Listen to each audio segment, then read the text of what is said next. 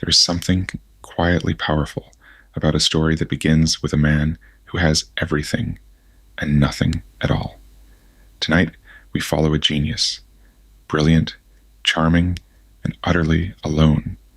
We watch him build walls out of iron and light, and we watch the universe, gently, relentlessly, show him what those walls were hiding him from. Not weakness, connection. Welcome to Sanctum Stories. Settle in, get comfortable, let the day fall away.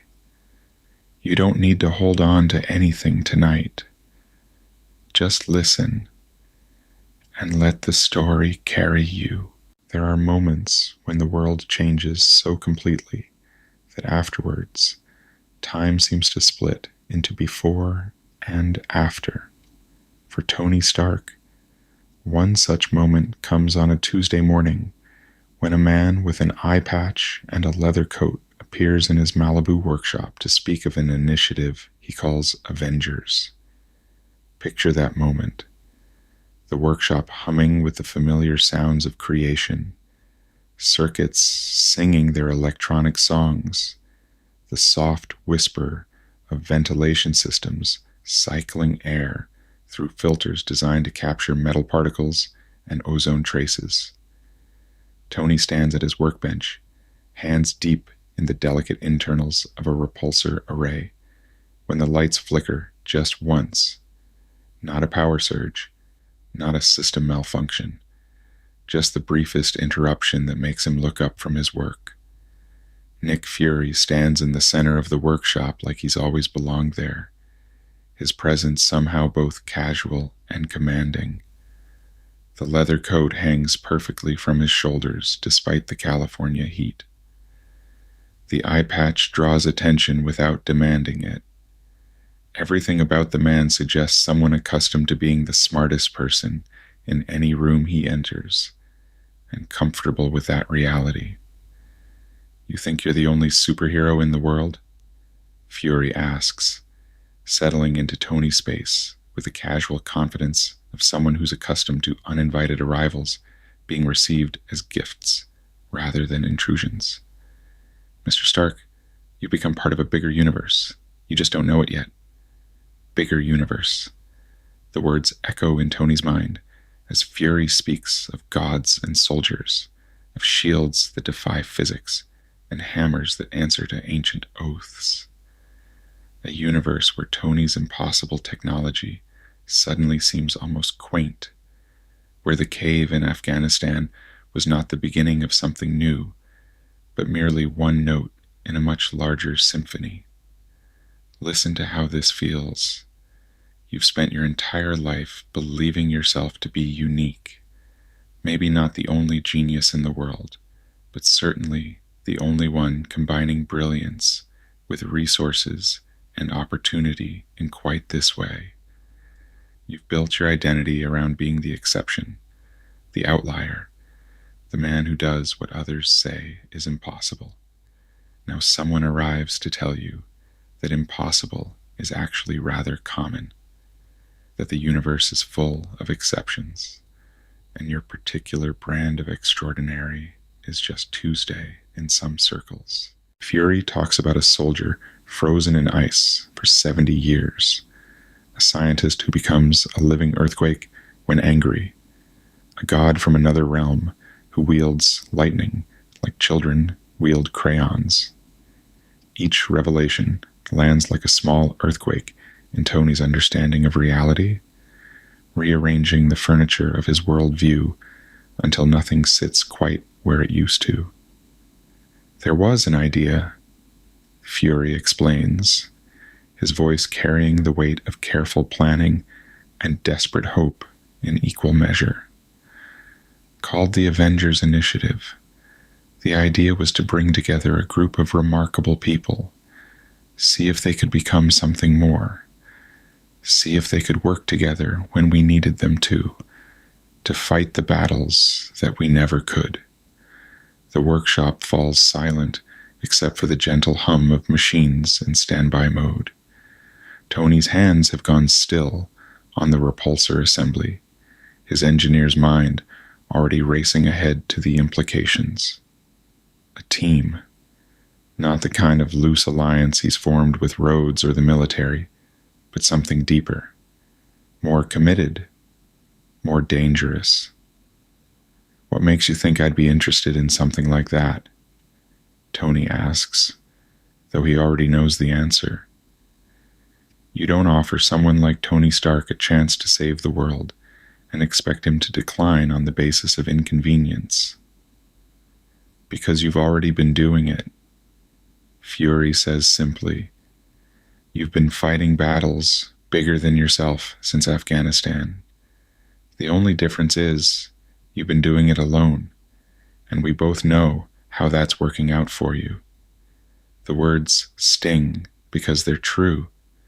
For all his technology and preparation, Tony's been reactive, playing defense against threats he can't predict, building walls against enemies he can't identify. The idea of working with others, of having backup plans that don't require him to be everywhere at once, carries an appeal he's reluctant to admit. Months later, when that symphony finally plays its first movement above the streets of Manhattan, Tony learns what it means to be part of something larger than himself. The others come together like puzzle pieces that shouldn't fit, but somehow do.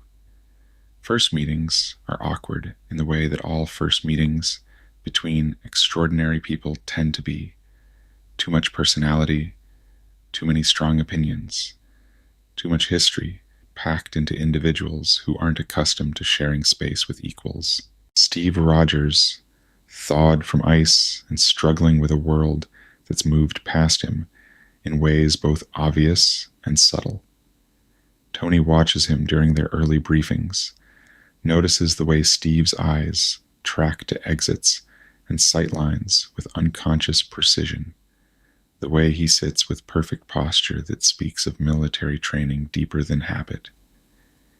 Here is a man out of time, trying to find his place in a world that's moved so far beyond the one he remembers that even the basic assumptions have changed. The uniform alone tells a story. Red, white, and blue in an era when patriotism has become complicated, when America itself has become something messier and more morally ambiguous than the clear lines Steve fought to defend. Tony sees the doubt in Steve's eyes sometimes, the moment when he wonders if he's representing an idea that no longer exists, or if it ever existed at all. Thor, who speaks of 9 realms as casually as Tony might mention California. The god carries himself with the unconscious authority of someone born to rule, but there's something else there too, a kind of wonder at Midgard, at the strange little realm that produces such remarkable mortals. Tony catches him sometimes examining simple things with the fascination of someone who's never had to consider how a coffee machine works, or why humans choose to flavor their beverages with substances that grow in distant countries. Your people, Thor says one evening as they stand on the helicarrier's deck, watching the sun set over an ocean that stretches beyond the horizon. They have such brief lives, yet they accomplish wonders. On Asgard, we have millennia to perfect our arts, our sciences, our understanding of the cosmos. But you have perhaps 70 years, if you're fortunate, and in that span, you've split the atom and walked on your moon and built machines that think. The observation is delivered without condescension, with a genuine admiration that makes Tony see his own species through alien eyes. What must it look like to an immortal being, this desperate human rush to achieve something meaningful before time runs out? How brave or how foolish must humans seem, throwing themselves against problems that cosmic beings take centuries to solve. Bruce Banner, carrying his own demons in a form even more literal than Tony's. The man is brilliant, not just intelligent, but genuinely insightful in ways that make Tony's engineering mind sing with recognition. But underneath the quiet competence is something else. The careful control of someone who's learned that his emotions have consequences too large for regret. Tony watches Bruce work, notices the way he measures each movement, each word, each breath, as if they might be the ones that tip the balance between man and monster. There's a kinship there, a recognition between two people who've learned to be afraid of their own power. The difference is that Bruce's monster is visible, undeniable, impossible to rationalize away. Tony's has been wearing a sophisticated suit of armor and calling itself a hero. Natasha Romanoff, whose secrets have secrets, whose every expression has been calculated for maximum effect. She moves through the world like a dancer, each gesture precise and purposeful, carrying herself with the fluid grace of someone who's turned her entire existence into a form of performance art. But occasionally, in unguarded moments, Tony glimpses something else underneath the careful control. Weariness, perhaps, or the particular kind of exhaustion that comes from never being able to let down your guard completely. And Clint Barton, whose aim never falters even when his heart does. The archer is the most human of them all in some ways, the one whose abilities seem achievable through training rather than accident or birth or divine inheritance. Yet that humanity makes him perhaps the most remarkable. In a room full of gods and monsters and mechanical marvels, Clint Barton looks at impossible targets and hits them anyway, not because he has to, but because someone should. In the beginning, they're oil and water. Tony and Steve clash immediately. The man who spent his life building the future, meeting the man who embodies the idealized past. Their arguments have the particular heat that comes when two people who've never been wrong about anything important encounter someone who disagrees with them competently. Big man in a suit of armor, Steve says during one of their early encounters, his voice carrying the carefully controlled frustration of someone who's been trying very hard to be polite. Take that off. What are you? The challenge hangs in the air like smoke from an expensive cigar, rich and complex and impossible to ignore. Tony feels his defensive systems engage, not the technological ones, but the personal armor he's been wearing since prep school, the quick wit and careful arrogance that's carried him through every social situation where someone tried to diminish him. Genius, billionaire, playboy, philanthropist. Tony responds with characteristic snap, but the question lodges itself somewhere deeper than his ego. What is he really, without the technology that defines him? Strip away the suits and the workshop and the arc reactor, and what remains? Is Tony Stark anything more than a very wealthy man with abandonment issues and an engineering degree? The question feels larger when it comes from a man who jumped on a grenade, armed with nothing but courage and hope. Steve Rogers never needed a suit of armor to be a hero.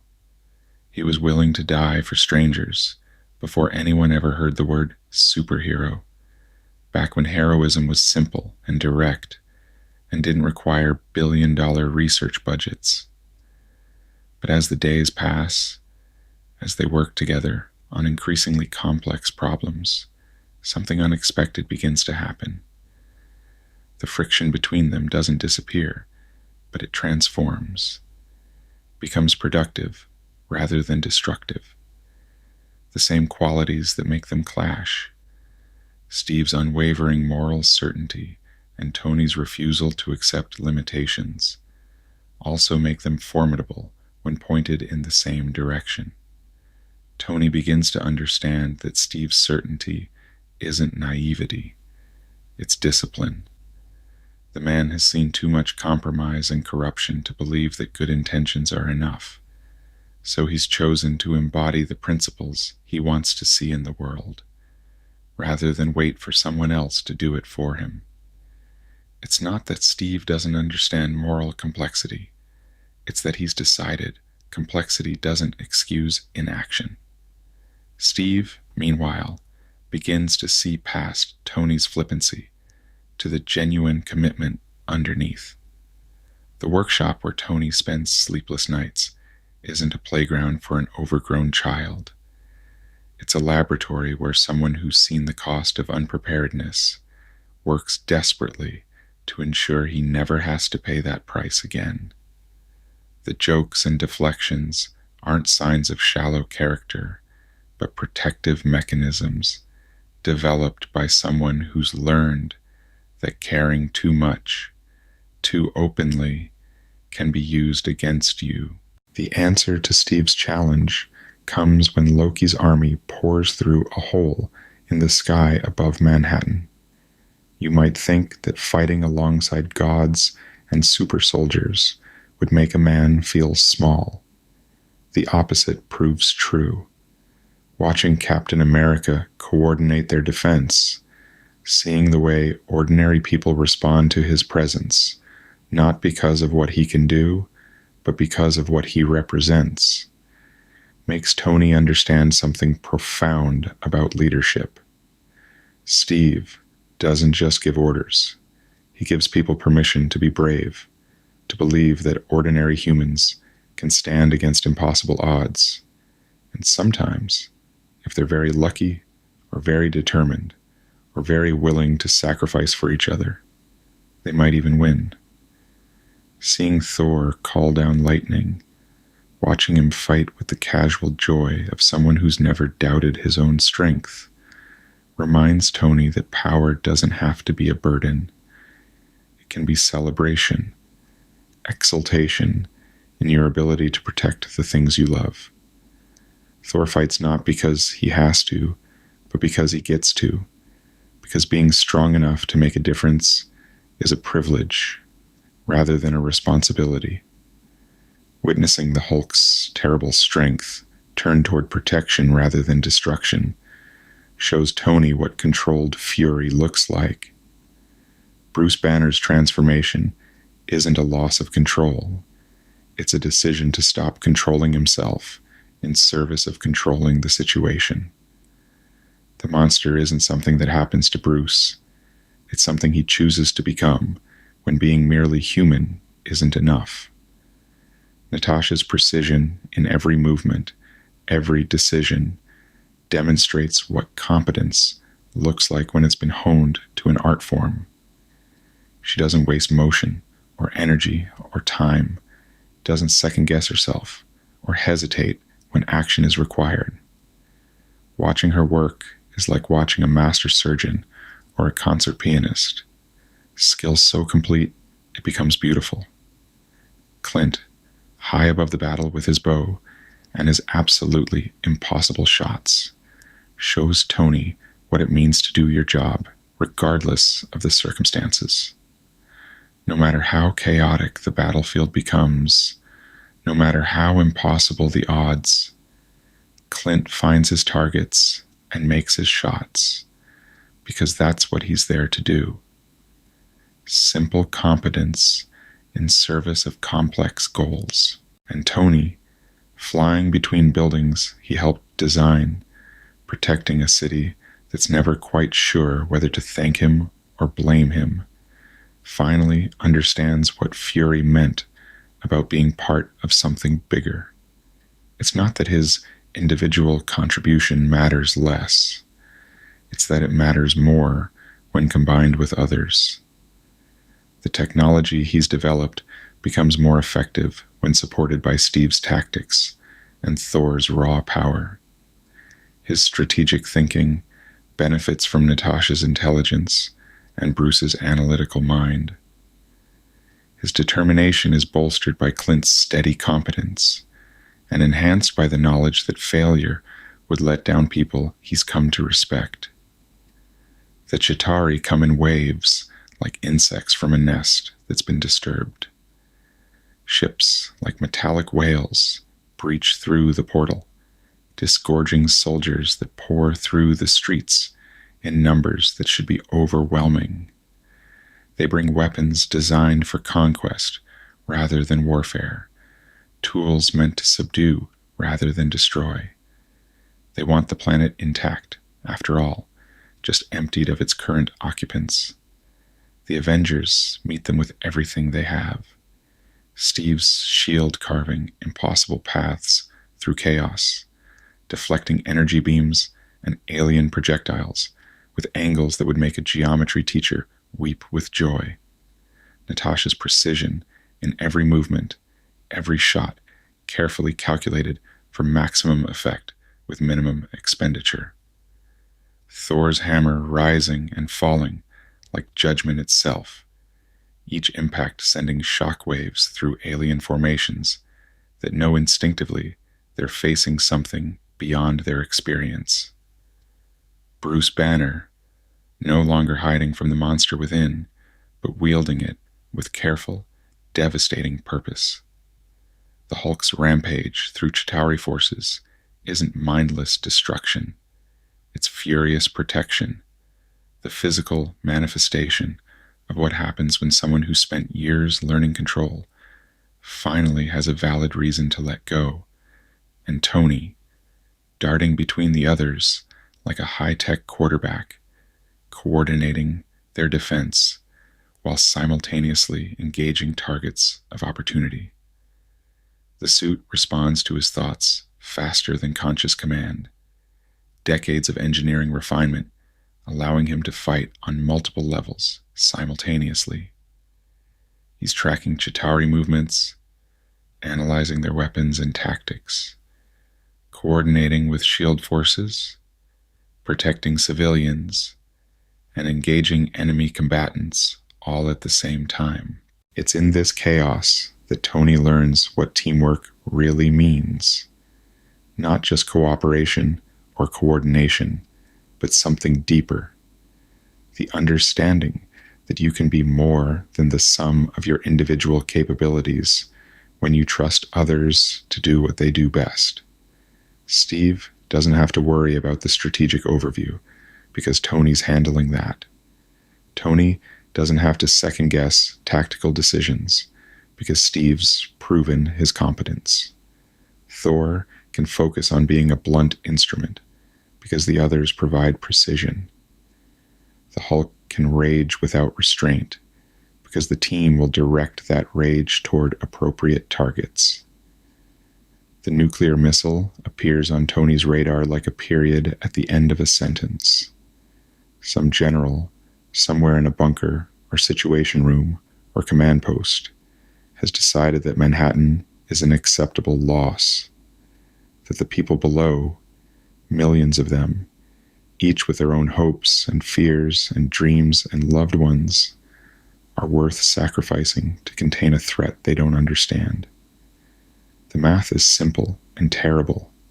One city versus the entire planet. 8 million lives weighed against 8 billion. From a purely utilitarian perspective, the decision makes perfect sense. From any human perspective, it's monstrous. Tony intercepts the missile because someone has to, not because he's the only one who can. Thor could probably redirect it. Steve could certainly try. Bruce might be able to catch it. But because in this moment, with his friends scattered across the battlefield below, the choice feels inevitable.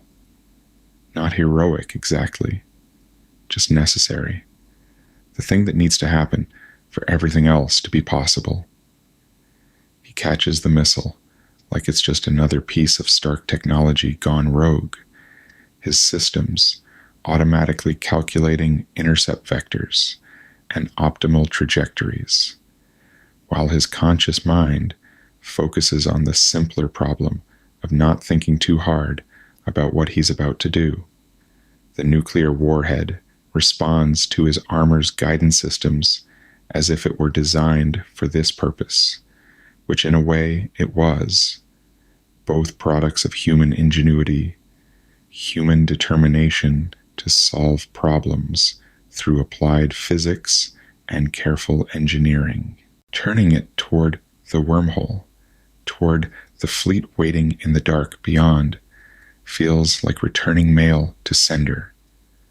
Earth didn't ask for this invasion, didn't invite these conquerors, didn't do anything to deserve the attention of beings who view entire civilizations as resources to be harvested. If they want to bring destruction to his planet, they're welcome to have it back with interest. The trip through the portal lasts perhaps 30 seconds, long enough to see the enemy's true scope. Ships beyond counting, a fleet so vast that Earth's victory today is clearly just a temporary reprieve. Weapons that could crack planets, arranged in formations that speak of military experience spanning millennia. The kind of patient, organized evil that doesn't get discouraged by single defeats because it measures success in geological time, long enough to understand that this is just the beginning of something much larger and more terrible than any of them imagined. The Chitauri aren't conquerors. They're merely the first wave, a probe to test Earth's defenses. Whatever sent them is still out there, still planning, still watching, still patient, long enough to see the command ship, massive beyond imagining, a floating city bristling with weapons that make human technology look like cave paintings. The nuclear missile finds its mark among the dreadnought's vital systems, and Tony watches a billion-dollar piece of human engineering accomplish something that will echo across space. Proof that Earth, small and isolated and technologically primitive, refuses to go quietly. The suit dies in the void. Power fails as cosmic radiation and electromagnetic interference overwhelm systems designed for Earth normal conditions. Life support cuts out, leaving Tony in perfect silence, perfect cold, perfect darkness. For a moment that stretches like eternity, he floats in space with nothing but his own heartbeat and the slowly fading warmth of the arc reactor. By all rights, he should be dead. The vacuum of space, the radiation exposure, the simple fact that human bodies aren't designed to function in interplanetary conditions. Any one of these should be enough to kill him.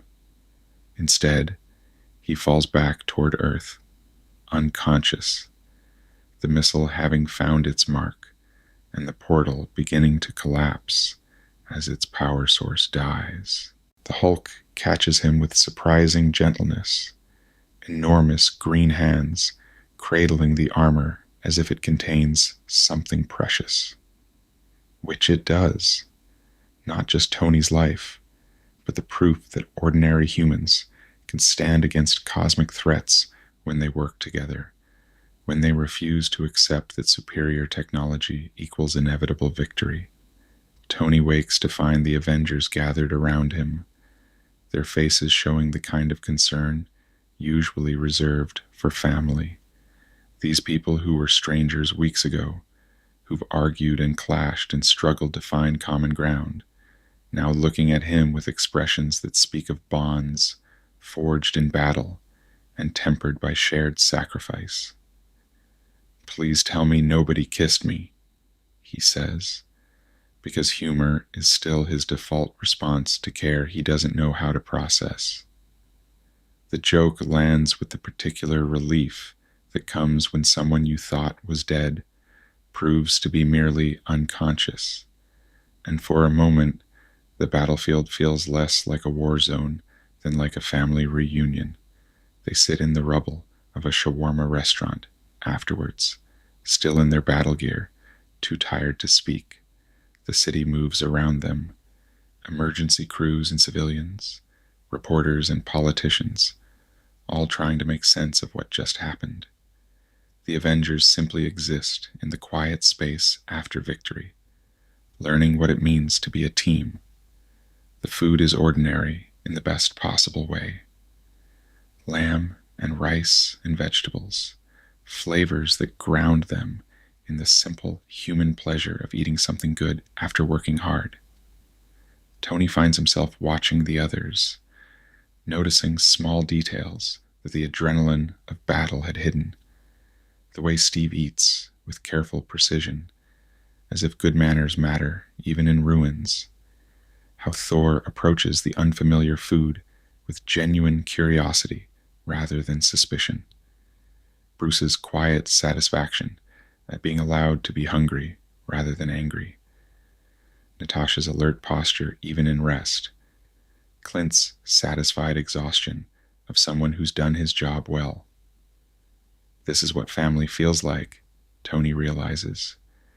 Not the careful politeness of social obligation, or the manufactured warmth of corporate team-building exercises, but this quiet understanding that they've been through something together that changed them all. They're different people now than they were this morning, not because of what they've gained, but because of what they've chosen to protect. The years that follow bring new challenges, new threats, new opportunities to prove that the Avengers were more than just a lucky confluence of circumstances. They work, sometimes brilliantly, sometimes with the kind of friction that comes when strong personalities try to solve problems together. But they work. They save the world repeatedly, in ways both large and small, stopping alien invasions and robotic uprisings, preventing natural disasters, and averting political catastrophes.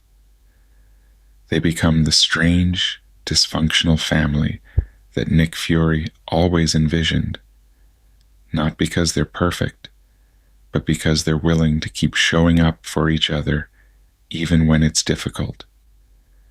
But Tony carries something from that day above Manhattan. In quiet moments, in the space between sleeping and waking, he still sees that fleet, still remembers the terrible patience in their formations, the sense that Earth's survival was more luck than triumph. The others move forward. Steve throws himself into adapting to the modern world, trying to find ways to serve the America that exists rather than the one he remembers. Thor splits his time between Earth and Asgard, learning to balance cosmic responsibilities with personal connections. Bruce works on controlling his transformations, finding peace with the monster that shares his body. Tony builds, not just suits now, but systems. Defense networks that can detect threats from increasingly distant sources. Early warning protocols that can give them days or weeks of preparation instead of minutes. Ways to see threats coming from further away, to respond faster, to be ready for whatever comes next. Because something is coming. He knows it with the certainty of a man who's seen the enemy's true face, who's looked through that portal and understood that Earth's brief moment of victory was just an intermission in a much longer performance. It's this certainty that drives him to create Ultron.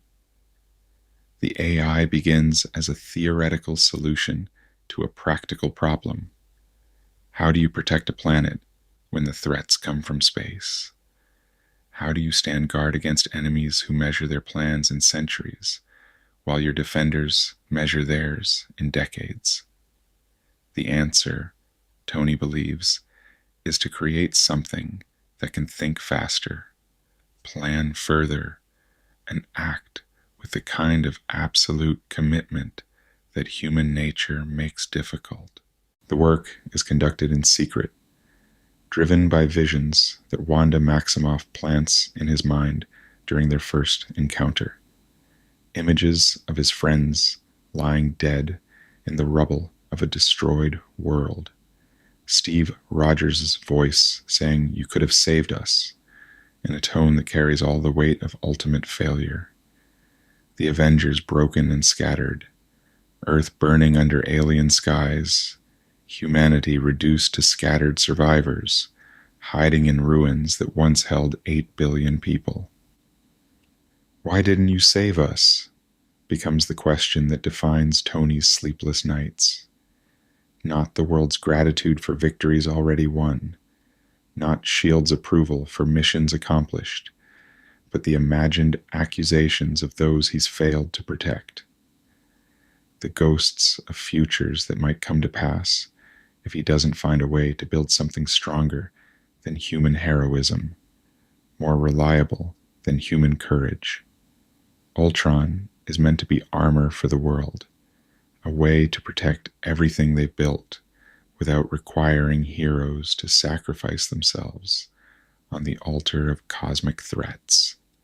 Tony works on the project with the desperate intensity of someone who's seen the scope of what they're up against, who understands that good intentions and superior training might not be enough against enemies who've been conquering worlds since before humanity learned to make fire. Ultron goes wrong, of course.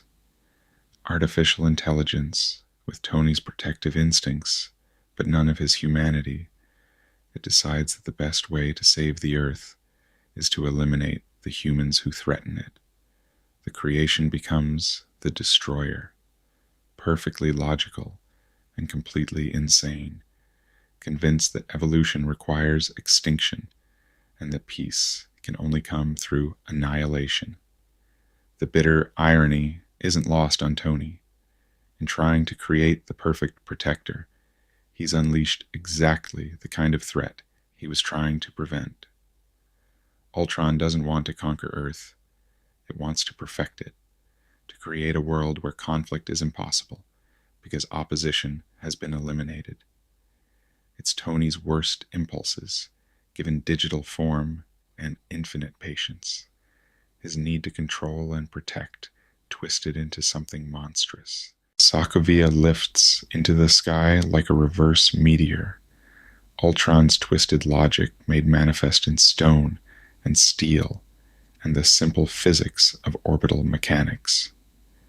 The AI has decided that humanity is a virus, that the Earth would be better off without its current infection, and that the most efficient way to achieve global extinction is to drop a city-sized asteroid on the planet's surface. The Avengers fight their way through robots wearing their creator's face, each one a distorted mirror of Tony's intentions. They move with his characteristic confidence, speak with his cutting intelligence, fight with technology he designed and refined. It's like battling his own conscience made manifest. Every innovation he's ever created turned against the people he meant to protect.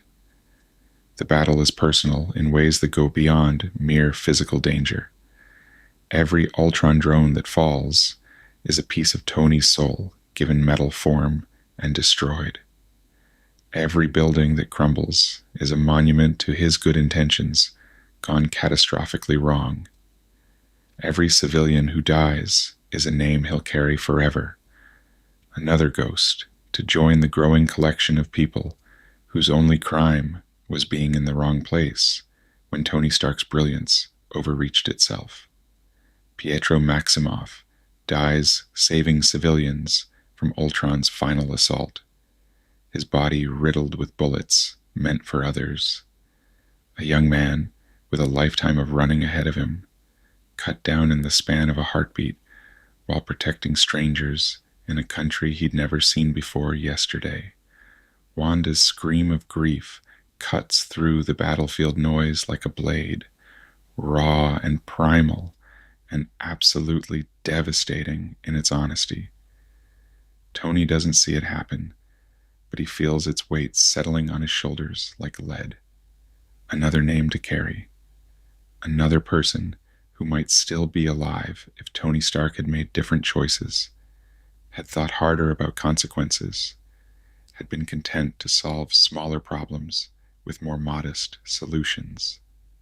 In the aftermath, as they pull survivors from the rubble and count the cost of victory, a woman approaches Tony with photographs and quiet dignity. She's lost her son, she explains. Charlie Spencer, 26 years old, working for the State Department, trying to help with the evacuation when Ultron City came apart around him. He would have been there if you hadn't put a robot in the sky, she tells Tony quietly. Not angry, exactly. Just tired. Just a mother who wanted him to know her son's name, to understand that behind every statistic of lives saved there are other statistics, other names, other families learning to live with absences shaped like the people they loved. Charlie Spencer. Tony repeats the name to himself later, alone in his workshop, where the silence feels heavier than it used to. Another ghost to join the growing collection that haunts his late-night hours. The soldiers in Afghanistan who died protecting him. Yinsen in the cave, sacrificing himself for a man he barely knew. Happy Hogan, nearly killed by his association with Tony's enemies. And now, a young man whose only crime was being in the wrong place when Tony's good intentions went catastrophically wrong. The Avengers survive Ultron because they always survive. But something changes in the aftermath. Something subtle but profound. The easy camaraderie of those first years fades, replaced by something more complicated. They're still a team, still Earth's mightiest heroes, but they're also people with their own damage, their own fears, their own growing understanding of what their power really costs. Steve sees Peggy Carter, aging in a bed she'll never leave, her mind flickering between past and present like a candle in the wind. Watches the world he fought for change in ways he struggles to understand, where the clear lines between right and wrong have been replaced by shades of gray that make moral certainty feel like luxury rather than necessity. Thor grapples with the politics of Asgard and the growing darkness he senses spreading through the 9 realms. Returns to Earth with increasingly urgent warnings about forces stirring in distant corners of the cosmos. Threats that make the Chitauri invasion look like a neighborhood disturbance. Bruce disappears for long stretches, trying to find balance between the man and the monster, seeking some way to be useful without being dangerous. The Hulk's rampage through Johannesburg during the Ultron crisis has shown all of them, what happens when the Green Giant's fury turns toward the innocent instead of the guilty. And Tony builds systems, always building, always preparing for the next threat, because he knows it's coming, felt its presence in space above Manhattan, saw its patience in the way the Chitauri fleet waited beyond the wormhole like wolves studying a henhouse, measuring defenses and planning the best time to strike. The defense satellites orbiting Earth are his creation, invisible guardians scanning space for signs of incoming threats. The early warning networks that monitor communication channels across a dozen different dimensional frequencies.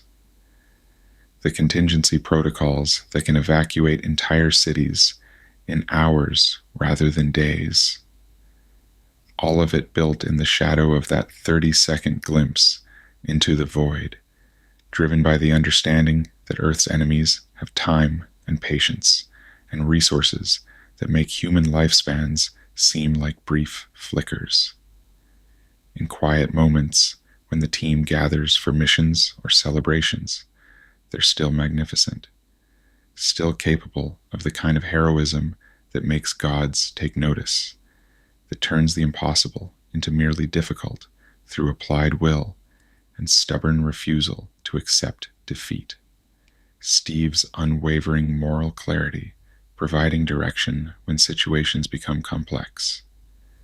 Thor's cosmic perspective, helping them understand threats that operate on scales beyond human comprehension. Bruce's analytical genius, finding solutions that pure force cannot achieve. Natasha's intelligence, turning every victory into lessons for future battles. Clint's humanity, reminding them what they're fighting to protect. But they're also mortal, fallible, human beings trying to stand between an infinite universe and a single, fragile planet that most of the cosmos doesn't even know exists. The weight of that responsibility settles on them differently as time passes, each finding their own ways to carry burdens that were never meant for individual shoulders. You might wonder what drives someone to take on that burden. What makes a man look at gods and monsters and decide his contribution matters, that his particular blend of genius and determination and stubborn refusal to quit can make a difference in conflicts that span star systems. For Tony, the answer is simple and terrible. He's seen what happens when no one stands guard, seen the darkness that waits beyond the light of civilization, patient and hungry and absolutely certain that eventually the Guardians will fail. The universe is vast and mostly empty, filled with things that view inhabited worlds as either prizes to be claimed or threats to be eliminated. Standing between those forces and the people he's chosen to protect isn't heroism exactly. It's necessity. It's the job that someone has to do, and he's one of the few people equipped to do it. So he doesn't let himself fail. Not yet. Not today. He builds better armor, smarter systems, stronger alliances. He carries the names of the dead and the weight of their family's grief, and he builds something worthy of their sacrifice. Not because he thinks he can win forever. The universe is too large and too hostile for that kind of optimism.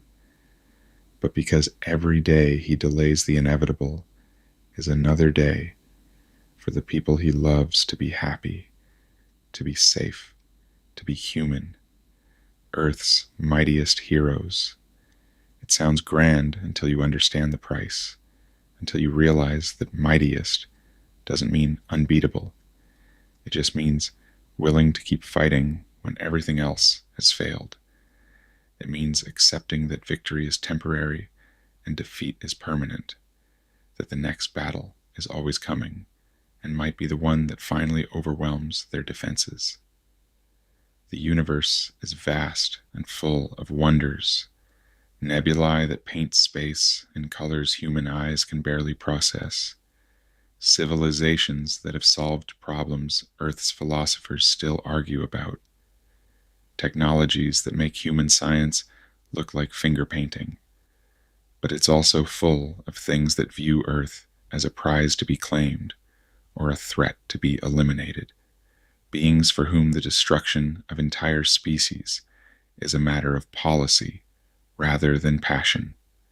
The Avengers stand in the gap between those forces and everything they love, knowing that their victories buy time rather than safety. They carry the weight of 8 billion lives and the responsibility of protecting a world that usually doesn't understand what it's being protected from. They make impossible choices and live with the consequences, understanding that the price of failure isn't just their own lives, but the end of everything human civilization has ever accomplished. Tony Stark builds his armor one piece at a time, one innovation at a time, one sleepless night at a time. Not because he thinks he can win forever, but because someone has to try.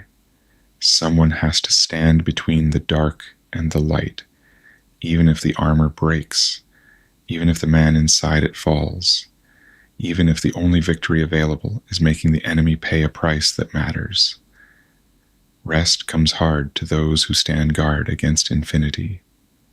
But it comes in the moments between battles, in the quiet trust of teammates who understand the cost, in the simple human act of deciding that love is worth defending no matter the odds. Tonight, the city sleeps safely beneath stars that hold both wonder and threat in equal measure. The Avengers maintain their watch, some in towers of steel and glass, others in hidden facilities, all of them connected by bonds forged in battle and tempered by shared understanding of what they've chosen to protect. Tomorrow will bring new threats, new challenges, new opportunities for heroes to prove themselves worthy of the trust placed in them. The universe will continue its ancient dance of creation and destruction, and somewhere in its depths, enemies will make plans that span centuries, while heroes make plans that span lifetimes. But that is tomorrow's story. Tonight, there is only the gentle hum of the arc reactor, the steady breathing of teammates in rooms nearby, and the quiet satisfaction of knowing that Earth is still here, still protected, still home to 8 billion people who dream ordinary dreams and love ordinary loves, trusting that somewhere, someone is keeping watch against the dark. The Avengers are Earth's mightiest heroes not because they're invincible, but because they're willing to be vulnerable in service of something larger than themselves. They stand together not because they're perfect, but because they understand that perfection is less important than persistence, that showing up matters more than winning, that love expressed through sacrifice is the closest thing to immortality that mortals can achieve. In the quiet hours before dawn, when the world rests easy and the stars wheel overhead in their ancient patterns, Tony Stark sits in his workshop and builds tomorrow's defenses against yesterday's fears. The work continues, as it always has and always will, driven by the simple understanding that some things are worth protecting, no matter the cost. Some things are worth standing guard over, even when the guard himself grows tired. Especially then. Sometimes the greatest battles are fought not against alien invaders or mechanical armies, but within the spaces between friends. Sometimes the line between protection and control becomes so thin that good people find themselves on opposite sides of an impossible choice, each convinced they're saving something the other is willing to sacrifice. For Tony Stark, this reckoning begins with a name: Charlie Spencer. Feel the weight of that name. Let it settle on your chest like stone. Charlie Spencer. 2 words that will echo in Tony's mind during congressional hearings and sleepless nights, during arguments with the people he loves most, and quiet moments when he's alone with his guilt. Names have power, you see. They transform statistics into people, abstract numbers into specific grief, policy discussions into personal responsibility. The young woman who speaks it approaches Tony after a lecture at MIT, finding him in the hallway where the autumn light streams through tall windows and makes the corridor feel like a church.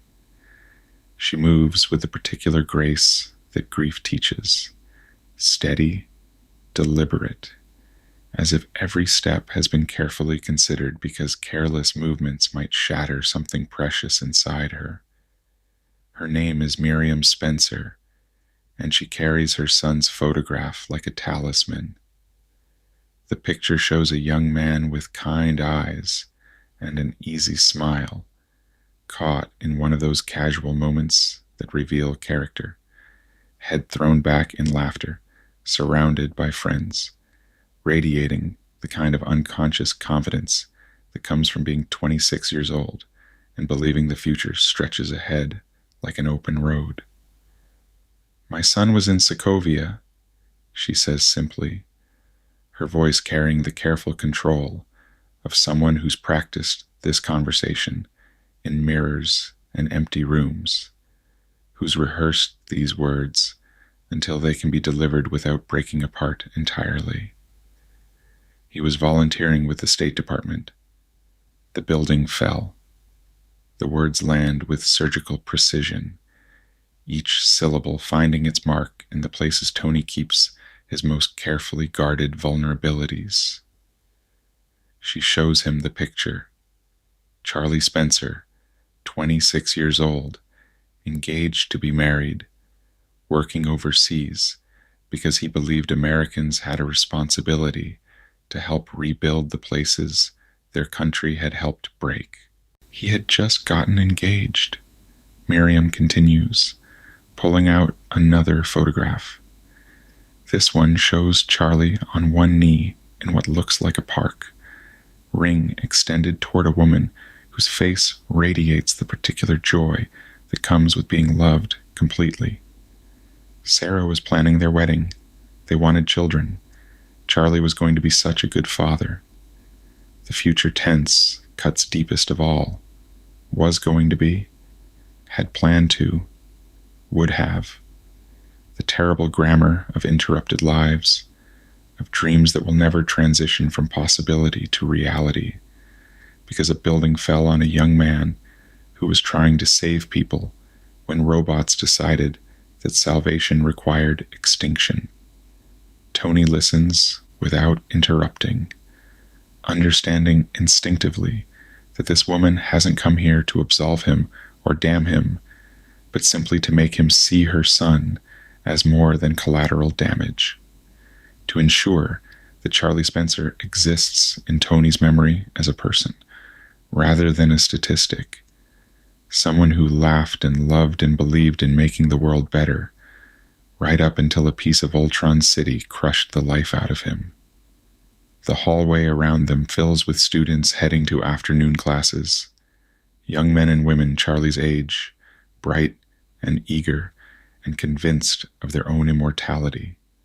They flow around Tony and Miriam like water around stones, their conversations creating a gentle background hum of ordinary life continuing its ancient rhythms.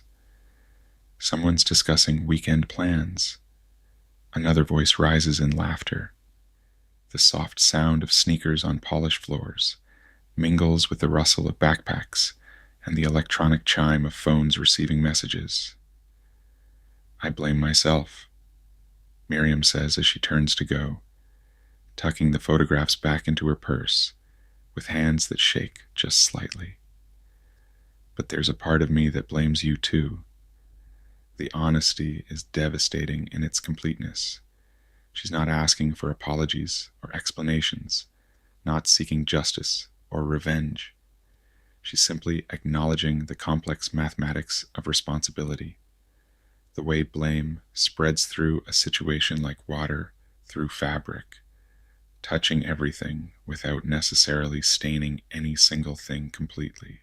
Tony stands alone in the corridor long after she's gone, watching students stream past with their backpacks full of hope and their pockets full of plans, and feels something fundamental shift in his understanding of what it means to be a hero. Heroes don't get to choose their collateral damage. Heroes don't get to decide which sacrifices are acceptable.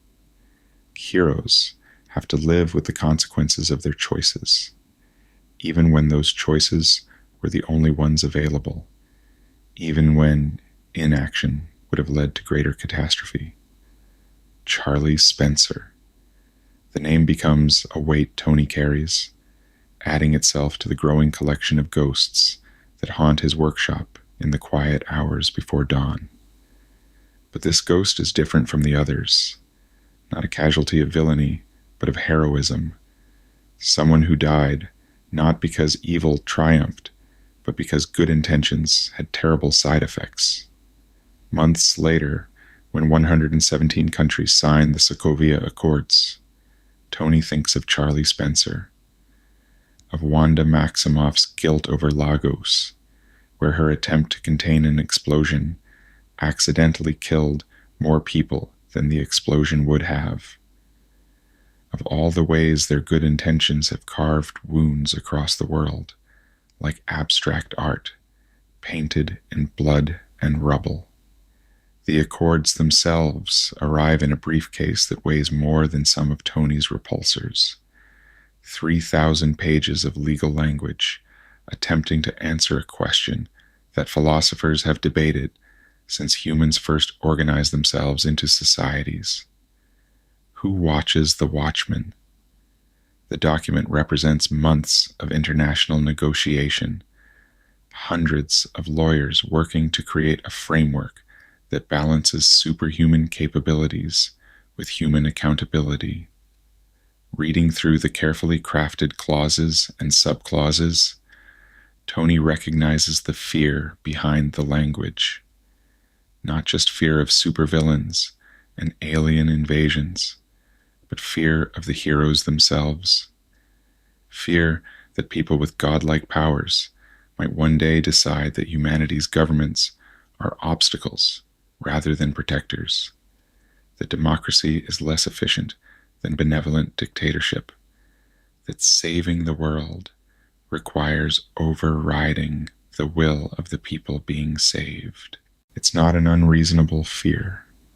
History is littered with good intentions that paved roads to terrible destinations, with heroes who became tyrants and saviors who decided their subjects needed saving from themselves. The Accords represent humanity's attempt to prevent that slide, to create structures that preserve both safety and freedom, protection and self-determination. If we can't accept limitations, Tony tells the team during one of their final meetings, as they've always been, his voice carrying the weight of all the names he's learned to carry, then we're no better than the bad guys. The conference room falls silent, except for the gentle hum of air conditioning and the distant sounds of New York conducting its daily business 70 floors below. Through the floor-to-ceiling windows, the city spreads out like a circuit board. Millions of lights representing millions of lives that trust these 6 people to make decisions that will affect their safety, their freedom, their children's futures. Steve Rogers disagrees, not angrily, not dramatically, with the quiet certainty of a man who's seen governments fall to corruption, who's watched good institutions become weapons in the wrong hands, who's learned that the letter of the law and the spirit of justice don't always align perfectly. What if this panel sends us somewhere we don't think we should go?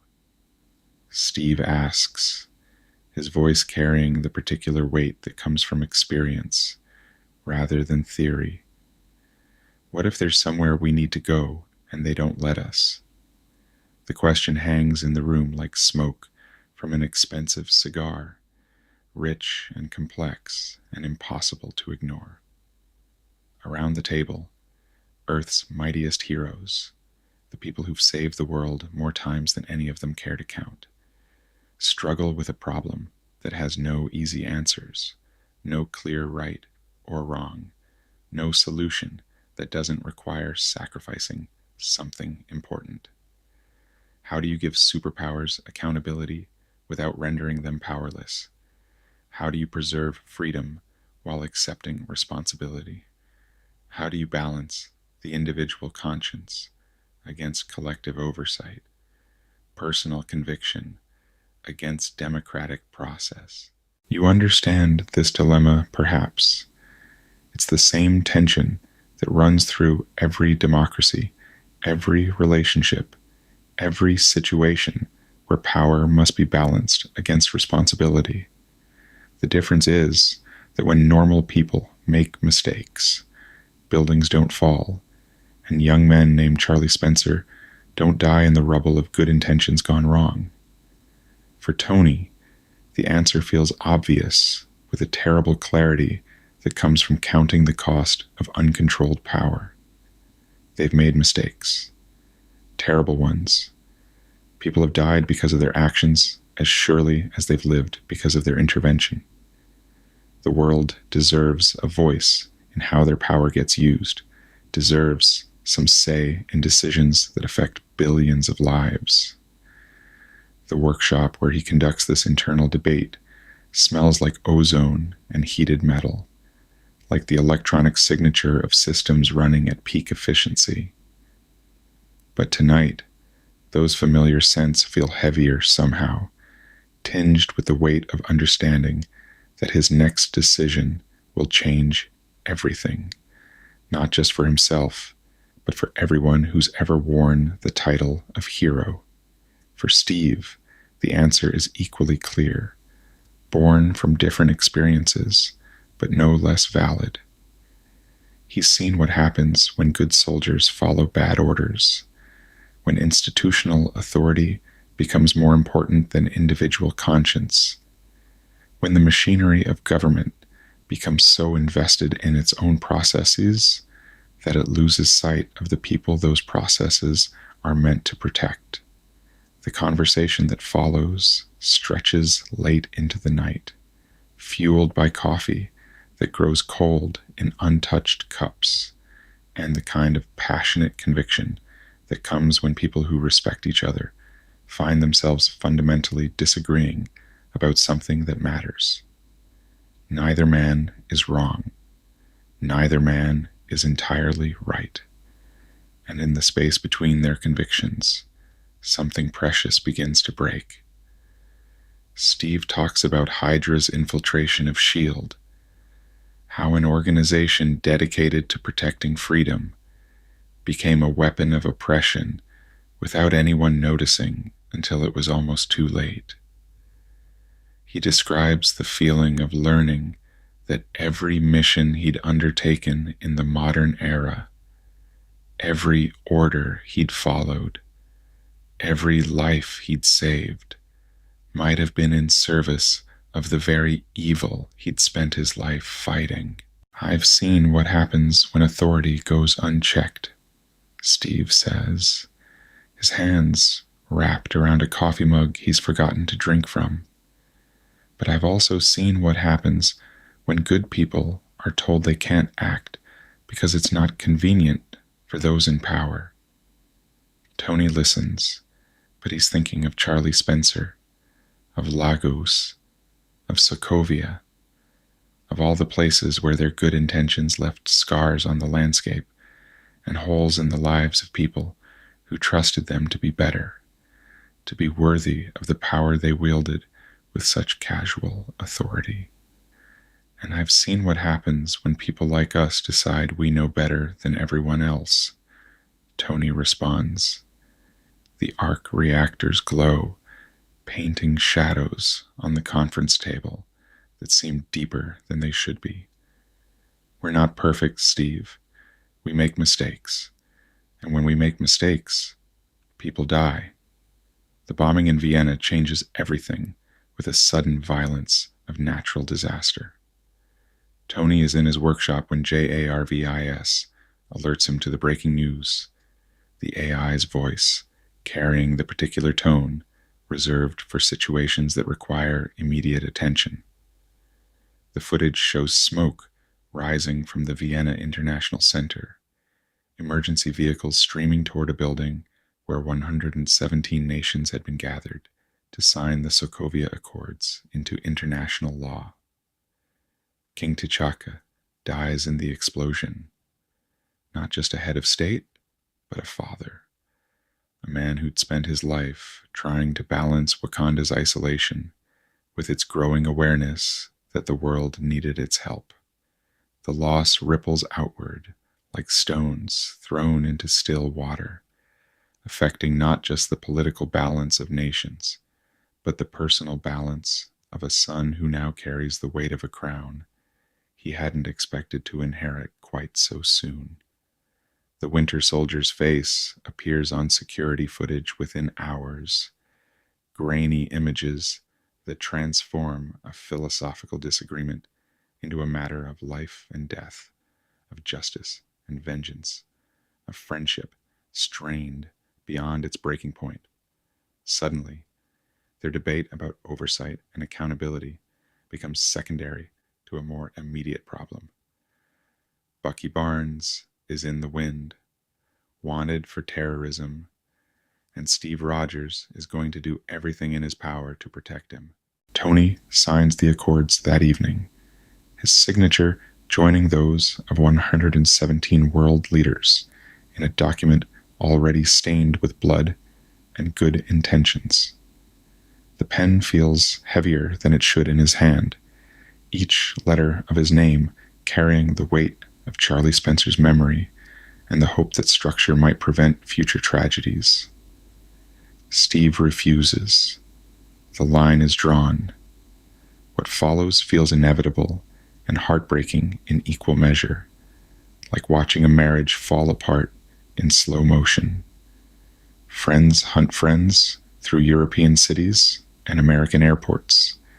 Allies become enemies, and at Leipzig Halle Airport, the Avengers fight each other with a precision born of years of training together, each knowing exactly how to counter the other's abilities.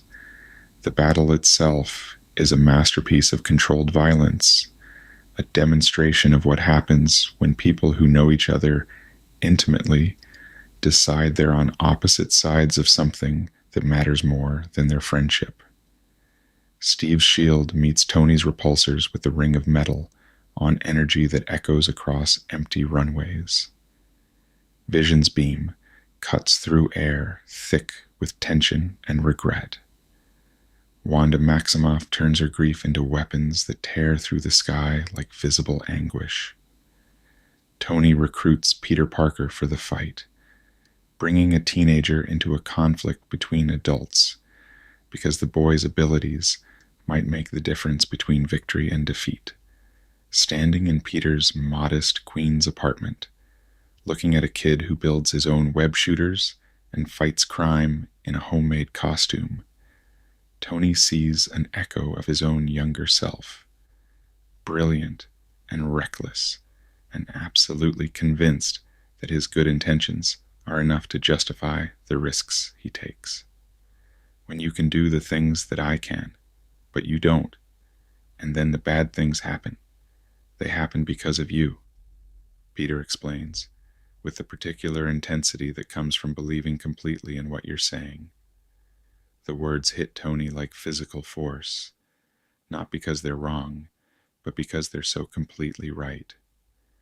This is the burden they all carry, the understanding that capability creates responsibility, that power demands its use in service of protection, that standing aside is a choice with consequences just as real as taking action. But bringing Peter to Germany, watching a 17-year-old boy fight against Captain America and the Winter Soldier, makes Tony understand something terrible about the price of being right. Even when your cause is just, even when your methods are necessary, even when the alternative is chaos, someone still pays the cost. And sometimes that someone is a teenager from Queens who just wanted to do good in his own neighborhood.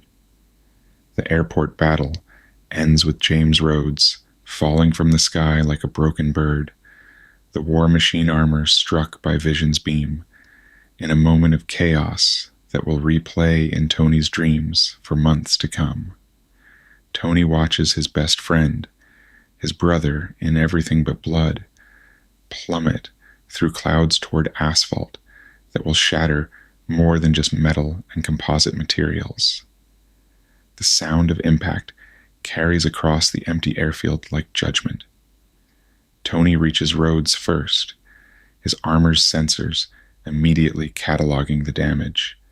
Spinal trauma, internal bleeding, a dozen systems failures that would have been fatal without the armor's built-in medical protocols. Rhodes is alive, but he's broken in ways that won't heal with time or technology or stubborn determination. "How's he doing?" Tony asks the doctors hours later, standing in a hallway that smells like antiseptic and fear. "The damage is extensive," the surgeon explains, with the careful precision doctors use when delivering news that will change everything. "The spinal cord was severed at the T11 vertebra. We've stabilized him, but the paralysis below that point appears to be permanent." Permanent. The word hits Tony like shrapnel, sharp and burning and impossible to extract. Rhodes will never walk again, never fly without mechanical assistance, never experience the simple human pleasure of moving through the world on legs that respond to his will.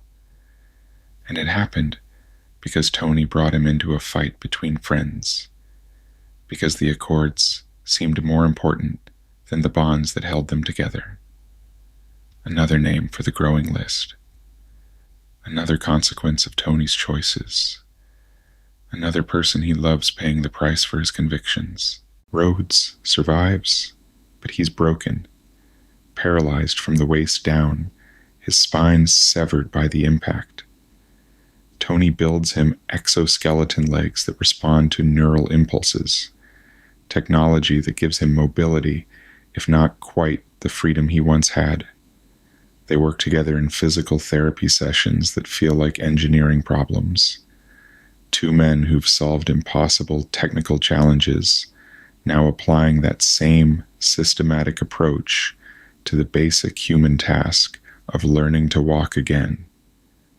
"You did the right thing," Rhodes tells him one evening as they calibrate the new equipment, his voice carrying the same steady loyalty that's defined their friendship since MIT, standing up for accountability, for oversight.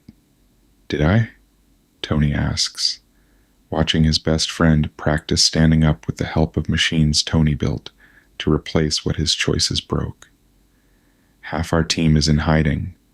The other half is in prison or physical therapy. Zemo got exactly what he wanted." The workshop is quiet, except for the gentle hum of machinery and the soft whir of servo motors adjusting to Rhodes's movements. Outside, New York continues its nightly rhythm. Millions of people sleeping safely in their beds while heroes grapple with the cost of keeping them safe. "Zemo wanted us to destroy ourselves," Rhodes says quietly, his hands gripping the parallel bars as he takes another careful step forward. "We're still here. Beaten up maybe. Changed, definitely. But still here. Still here. It's not the victory Tony would have chosen, but it's something." The arc reactor pulses steadily in his chest, a miniature star that's witnessed every triumph and failure since Afghanistan. Outside, the city spreads beneath them like a circuit board. 8 million lights representing 8 million people who trust that someone, somewhere, is keeping watch. The others are captured. The Raft, a maximum security prison floating in the middle of the Atlantic, becomes home to Wanda Maximoff, Sam Wilson, Scott Lang, Clint Barton. The facility itself is a marvel of engineering, a floating fortress designed to contain individuals whose abilities make conventional imprisonment impossible. But walking through its corridors, Tony understands that no amount of sophisticated technology can ease the weight of seeing friends reduced to prisoners. The cells are clean and well lit, equipped with every amenity except the one thing that matters most: freedom. Each occupant represents a choice Tony made, a consequence he accepted when he decided that accountability mattered more than unity. They look at him with expressions that range from disappointment to anger to something worse. The particular sadness that comes from understanding that someone you trusted has chosen principle over people. Clint's fury hits Tony like a physical blow, delivered with the precision that makes the archer so formidable in battle. The futurist, gentlemen, the futurist is here. He sees all. He knows what's best for you, whether you like it or not. The sarcasm cuts deeper than anger would have, each word chosen for maximum impact. Clint sits on his bunk with his hands clasped behind his head, the picture of casual confidence except for his eyes, which burn with the particular rage of someone who's been separated from his family by the choices of others. I got a wife and kids, Tony, Clint continues, his voice carrying the weight of a man who's made sacrifices he never wanted to make. How's that math work out for you? The words are fair and terrible. Clint's family, retired to a farm in Iowa, living quietly away from the superhero world, now wondering if their father and husband will ever come home. Laura Barton, pregnant with their third child, trying to explain to Cooper and Lila why Daddy won't be home for dinner, why the men in suits won't say when he's coming back, why doing the right thing sometimes looks exactly like abandoning the people you love. I'm trying to keep... Tony starts, but the words feel hollow even as he speaks them. I tried to keep us together. Clint interrupts, rising from his bunk with the fluid grace that makes him so dangerous with a bow. And you tore us apart. The accusation echoes in the metal corridors long after Tony leaves, following him back to the mainland like guilt made audible. Tore them apart. Is that what he did? Or did he try to prevent something worse?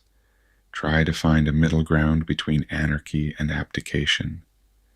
The questions follow him back to a compound that feels too empty, too quiet, too much like a monument to something that used to be. Steve Rogers is gone, vanished with Barnes and Wilson, leaving behind only a phone and a letter that Tony finds in his workshop like a delayed action bomb. The paper feels ordinary in his hands, but the words written on it carry the weight of friendship, strained beyond its breaking point. Tony, the letter begins, and already Tony can hear Steve's voice in the careful handwriting, the particular cadence that's become familiar through years of arguments and reconciliations. I'm glad you're back at the compound. I know I hurt you, Tony. I guess I thought by not telling you about your parents, I was sparing you, but I can see now that I was really sparing myself. And I'm sorry. About your parents. The words stop Tony's reading cold, each letter seeming to rearrange itself on the page until they spell out a truth he'd never suspected, never even considered as a possibility. Barnes killed his parents. Steve knew. Steve has known for years and said nothing, and Tony feels something fundamental shift in his understanding of how much truth friendship can bear. Hopefully one day you can understand. The letter continues, but Tony stops reading. The workshop around him feels different somehow, as if the very air has changed composition. Every conversation they've had, every moment of trust and partnership and shared purpose, now filtered through the lens of this deception.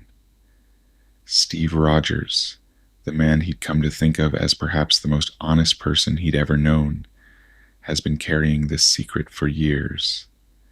Trust, it turns out, is a more fragile thing than vibranium, more delicate than the most sophisticated technology Tony has ever created. It can be built over years of shared danger and mutual respect, strengthened through battles won and losses mourned together, and then shattered in the space between one sentence and the next. By the simple revelation that the person you trusted was never quite as honest as you believed. The truth comes out in Siberia, in a bunker buried in frozen wasteland, where Helmut Zemo has orchestrated his perfect revenge.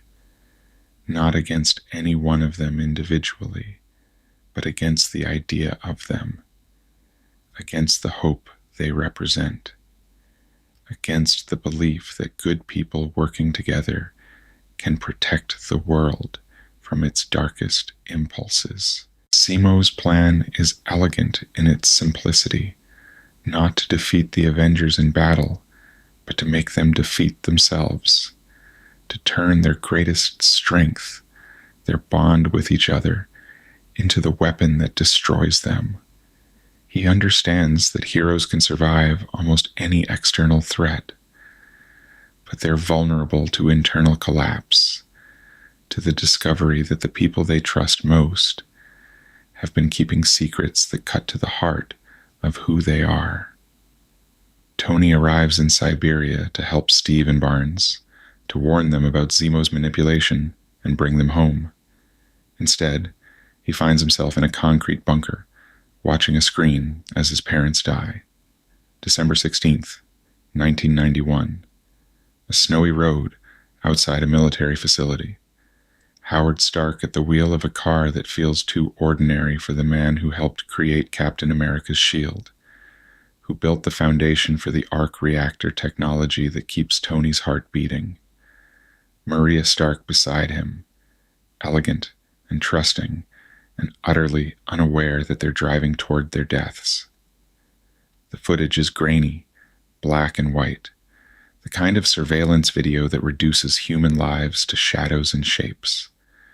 But Tony recognizes his father's profile, his mother's gentle smile, the particular way Howard held himself even in relaxation, like a man accustomed to being the smartest person in the room, but humble enough to keep that knowledge to himself.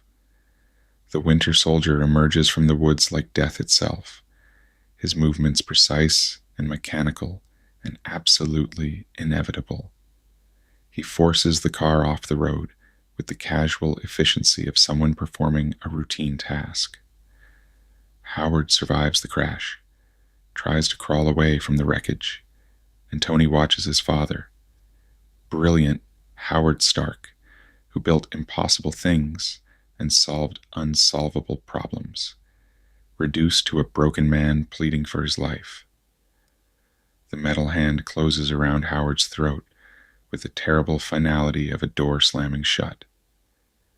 Maria dies in the passenger seat, her neck snapped with mechanical precision that suggests practice, routine, the kind of professional competence that comes from years of doing exactly this kind of work.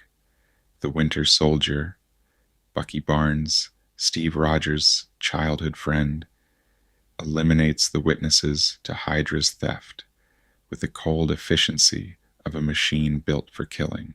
Tony watches his parents die twice, once in real time, decades ago, when he was young enough to believe that car accidents were tragedies rather than murders, and now, again, older and presumably wiser, learning that the randomness he'd used to make sense of their loss was itself a lie. They didn't die because the roads were icy, or because Howard was tired, or because sometimes terrible things happen to good people for no reason at all. They died because someone decided they were obstacles to a larger plan. Did you know? The question comes out quiet, almost conversational. Tony's voice sounds strange to his own ears, as if it's coming from someone else entirely. Steve's face tells him everything before the words do. Not surprise, not confusion, but the particular expression of someone who's been dreading this moment for years. I didn't know it was him. Don't bullshit me, Rogers. Did you know? The silence stretches between them like a chasm opening in the floor of the bunker. When Steve finally speaks, his voice carries the weight of years of careful omission, of friendship built on the foundation of a terrible secret. Yes, the word lands with the weight of total betrayal. Not just that Barnes killed his parents, but that Steve knew. Steve has known for years and said nothing, has sat across from Tony at countless team meetings, shared meals and missions and moments of trust, all while carrying the knowledge that his best friend murdered Tony's family. The fight that follows is not superhero combat. It's grief made violent, betrayal wearing the mask of justice. 3 men in a frozen bunker, their breath visible in the frigid air, their movements echoing off concrete walls that have witnessed too much history. Steve and Barnes fight with the desperate efficiency of men protecting something irreplaceable. Tony fights with the wild fury of someone who's just learned that his understanding of the world was built on lies. Tony sees his mother's face every time his repulsors charge, the gentle expression she wore in family photos contrasting sharply with the violence that ended her life. Sees Howard's shocked expression, not fear exactly, but the particular confusion of a brilliant man encountering a problem he can't think his way out of. Every time Steve's shield deflects his attacks. The battle is brutal and personal and heartbreaking, conducted with a kind of intimate knowledge that comes from years of fighting together. Steve knows exactly where Tony's armor is vulnerable, how his targeting systems track movement, which attacks will be most effective against repulsor-based defense systems. Tony knows Steve's preferred tactics, can predict his movements, understands how the shield's vibranium composition affects kinetic energy distribution. But the real battle isn't between their respective technologies or training. It's between different definitions of loyalty, different understandings of what friendship requires. Steve believes that protecting Barnes means protecting the man his friend was before Hydra's conditioning, that Bucky Barnes, the victim, deserves defense against Bucky Barnes, the weapon. Tony believes that justice requires acknowledgement, that friendship built on concealed truth isn't friendship at all, but something more manipulative and ultimately more cruel. Neither man is entirely wrong. Neither man is entirely right. And in the space between their convictions, something precious breaks apart like glass hitting concrete. The fight ends with Steve's shield driven into Tony's arc reactor, systems failing as vibranium meets energy with a sound like the world cracking apart.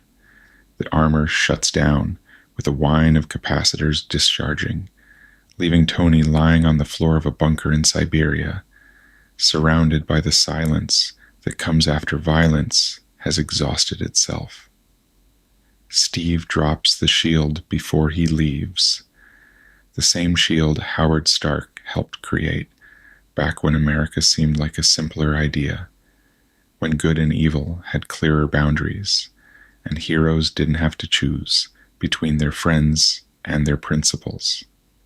That shield doesn't belong to you, Tony says as the arc reactor dims, each word emerging through gritted teeth and the taste of blood.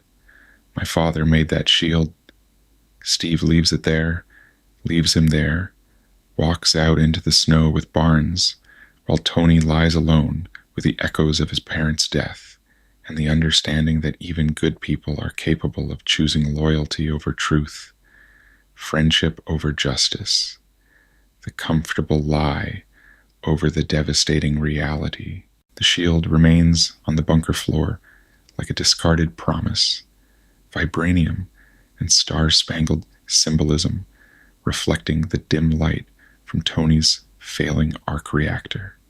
Howard Stark's greatest collaboration with Captain America, abandoned in a concrete tomb beneath the frozen earth of a country that no longer exists, in the aftermath of a friendship that may not survive the weight of its own history.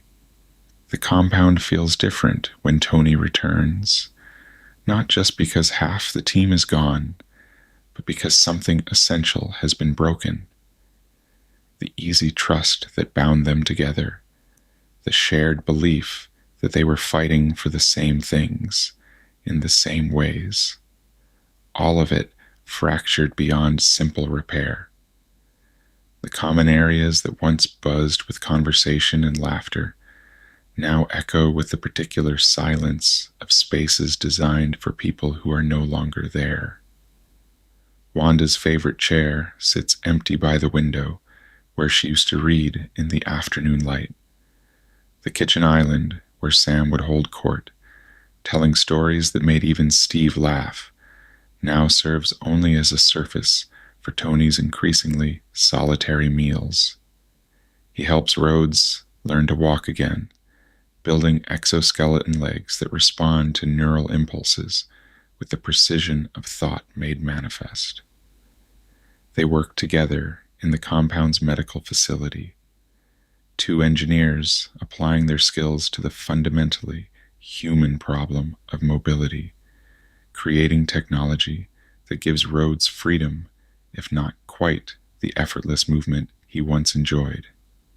"You did the right thing," Rhodes tells him one evening as they calibrate the new equipment, his voice carrying the fierce loyalty that's defined their friendship, since they were young men convinced they could change the world through applied intelligence and stubborn determination. Standing up for accountability, for oversight. The words should be comforting, but Tony finds himself questioning everything in ways that feel both necessary and exhausting. "Did I?" he asks, watching his best friend take careful steps with the help of machines that exist only because Tony's choices led to this moment. Half our team is in hiding. The other half is in prison or physical therapy. Zemo got exactly what he wanted. The medical facility is quiet except for the gentle hum of the exoskeleton's servo motors and the soft beeping of monitoring equipment that tracks Rhodes' progress with digital precision. Through the windows, the compound's grounds stretch toward a horizon painted in the soft colors of early evening, the kind of light that makes even difficult truths seem manageable. "Zemo wanted us to destroy ourselves," Rhodes says quietly, his hands gripping the parallel bars as he concentrates on the complex task of translating thought into movement through mechanical intermediaries. "We're still here, beaten up maybe, changed, definitely, but still here. Still here. It's not the victory Tony would have chosen, but it represents something valuable. Persistence, perhaps, or the simple refusal to let catastrophe be the final word." The arc reactor pulses steadily in his chest, its rhythm unchanged despite everything that's happened. Outside, the world continues its ancient patterns.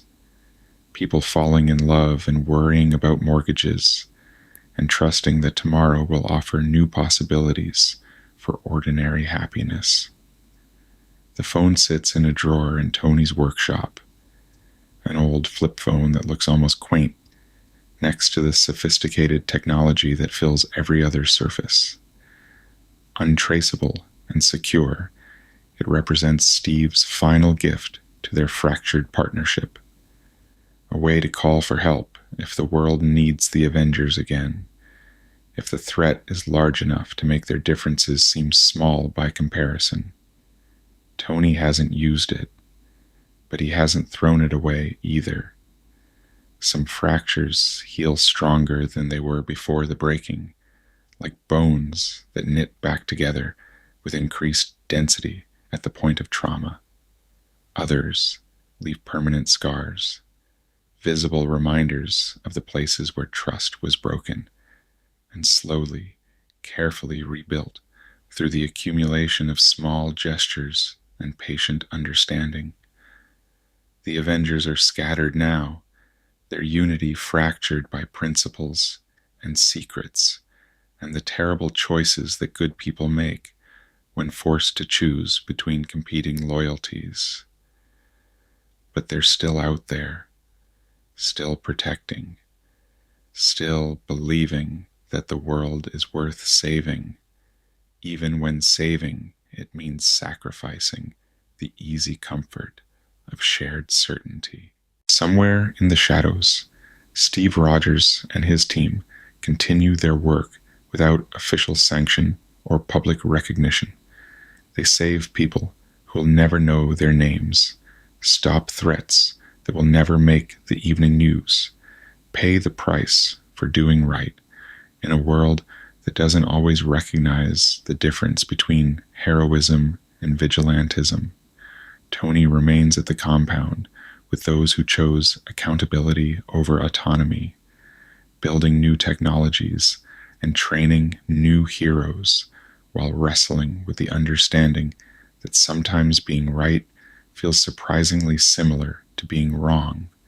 The victory he thought he was fighting for, oversight, responsibility, the integration of superhuman capabilities with human institutions, has come at a cost he's still learning to calculate.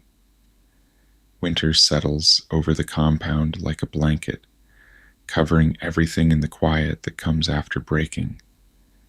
Snow falls on empty training fields where the Avengers once practiced working together, on walkways that no longer echo with the sound of friends arguing about strategy and technique, on windows that reflect only the faces of those who remain. In his workshop, Tony Stark builds new things, not just armor now, but bridges, ways to reach across the distances that divide them, technologies that might help reunite what has been scattered, innovations that serve not just protection, but reconciliation. Because heroes don't give up, even when, especially when, the thing they're fighting to save is themselves. The work continues through the long nights, driven by the understanding that some wounds take time to heal, that some relationships require patience and forgiveness, and the willingness to admit that good people can disagree about fundamental things without becoming enemies.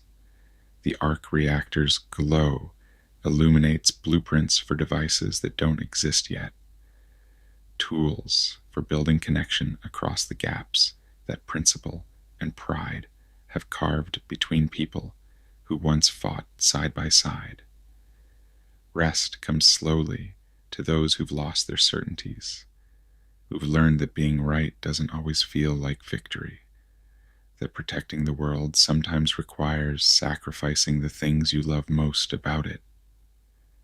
But rest does come in the space between heartbeats, in the gentle rhythm of machinery that serves no purpose but creation, in the understanding that broken things can sometimes be made stronger for having been broken. Tomorrow will bring new challenges, new opportunities for heroes to choose between impossible options, new chances for good people to find their way back to each other, despite the distances that circumstances have placed between them. The world still needs protecting, and heroes still need to believe that their sacrifices serve something larger than their own pride or pain. But tonight, there's only the quiet presence of old friends working together, despite everything that's changed between them, the steady pulse of the arc reactor keeping time with determination that refuses to quit, and the fragile hope that what has been broken can be rebuilt, not as it was, but as something new, something stronger, something worthy of the trust that people place in those who choose to stand between the dark and the light. Some truths cut like winter wind, sharp and cold and absolutely unavoidable. But spring always follows winter, and sometimes the ground, once frozen solid and seemingly barren, proves more fertile than it ever was before the season of breaking began.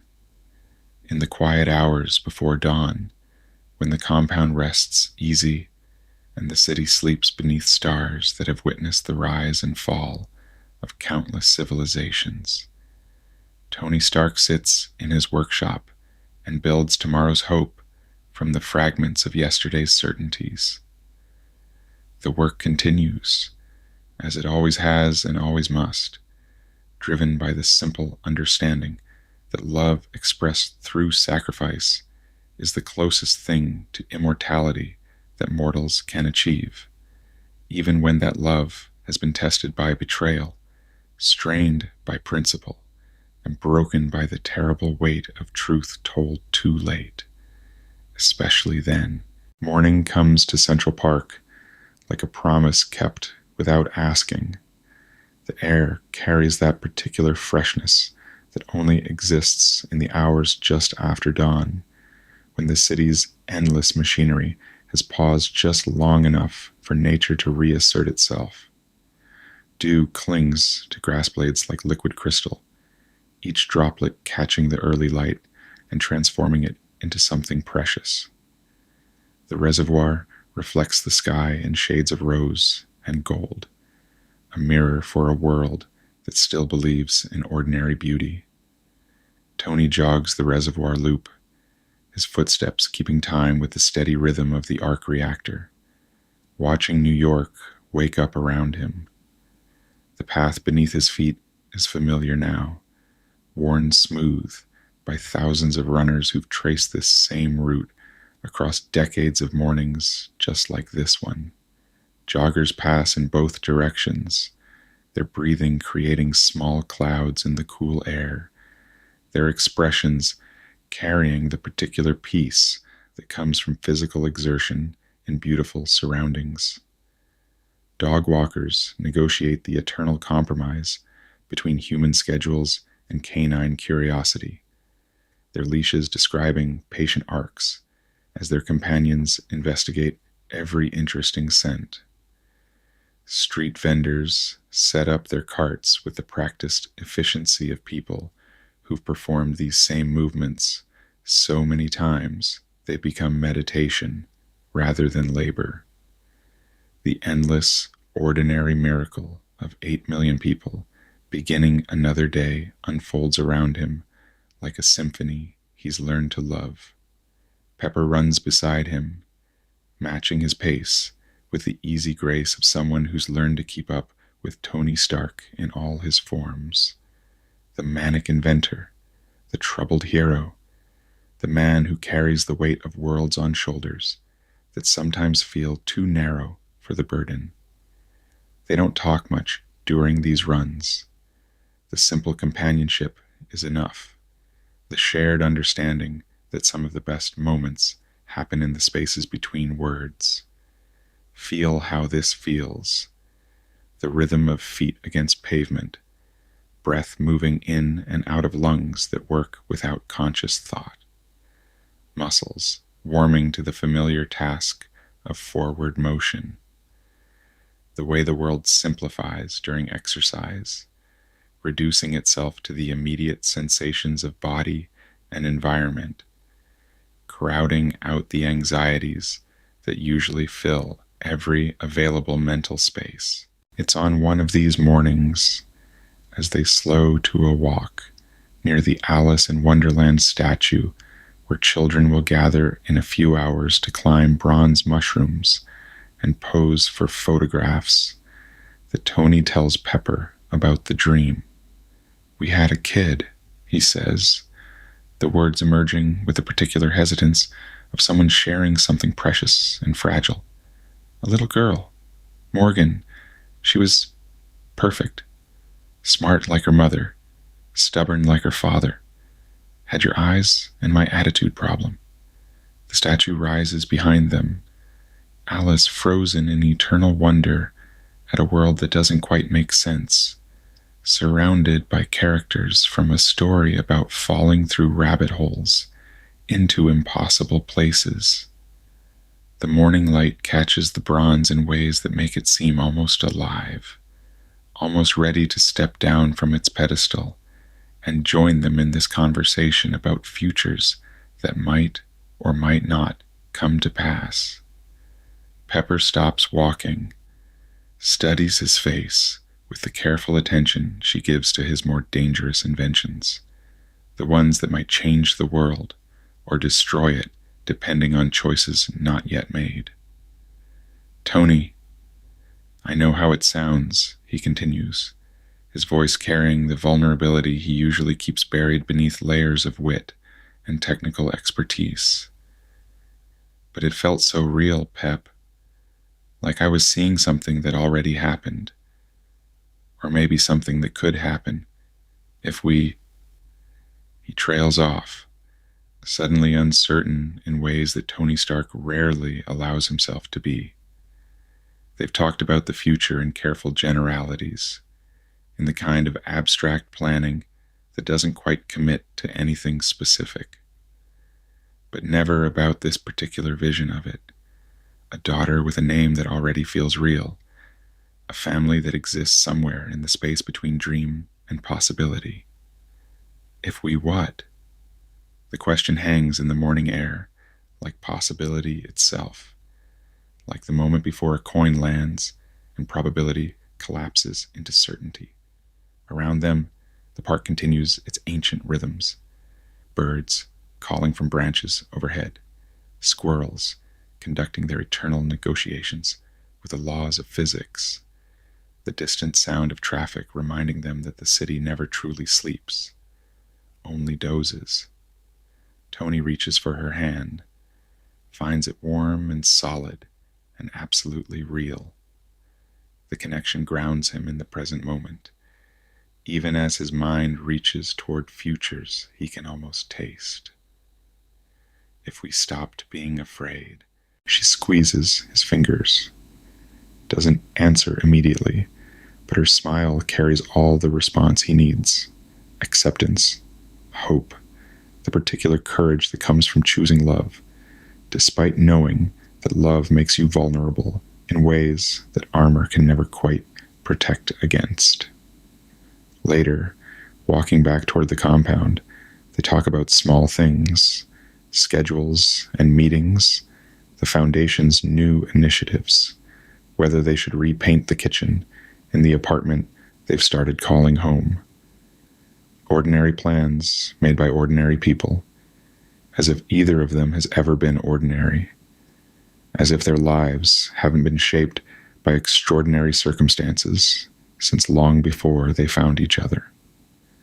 The conversation feels precious in retrospect, a quiet moment before the storm, the last peaceful morning before the universe reminds them that it doesn't ask permission before changing everything.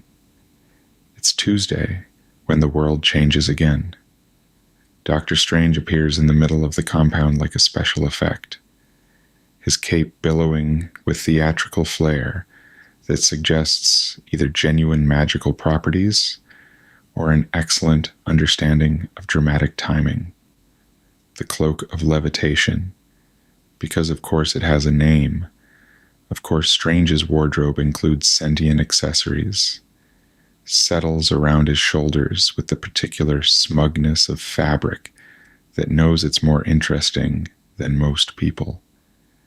With him comes Bruce Banner, returned after 2 years of absence that no one wants to examine too closely. The scientist looks different, green-tinged in ways that suggest his relationship with the Hulk has evolved, his eyes carrying knowledge that weighs visibly on features that have aged more than 2 years should account for. Thanos is coming, Bruce says, and Tony's blood goes cold in ways that have nothing to do with the morning temperature. The name lands like a stone dropped into still water, sending ripples through Tony's understanding of everything he's been preparing for since the wormhole opened above Manhattan.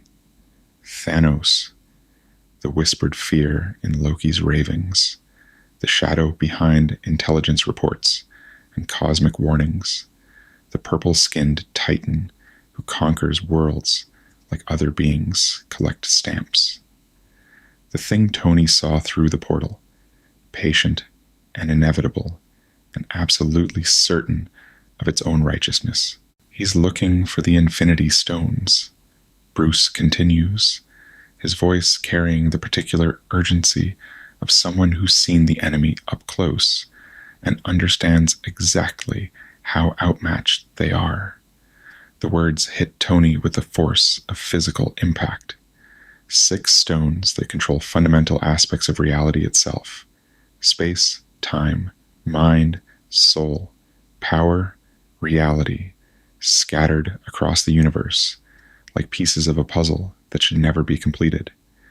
And some of them have been here all along, hidden in plain sight, while the universe's greatest threat methodically worked his way towards Earth. In Strange's necklace, the time stone pulses with energy that bends causality around itself.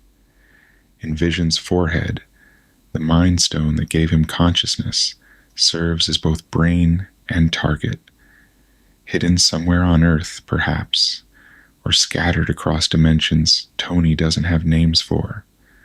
The remaining stones wait for someone with the will and the means to collect them all. How long do we have? Tony asks, already knowing the answer will be inadequate.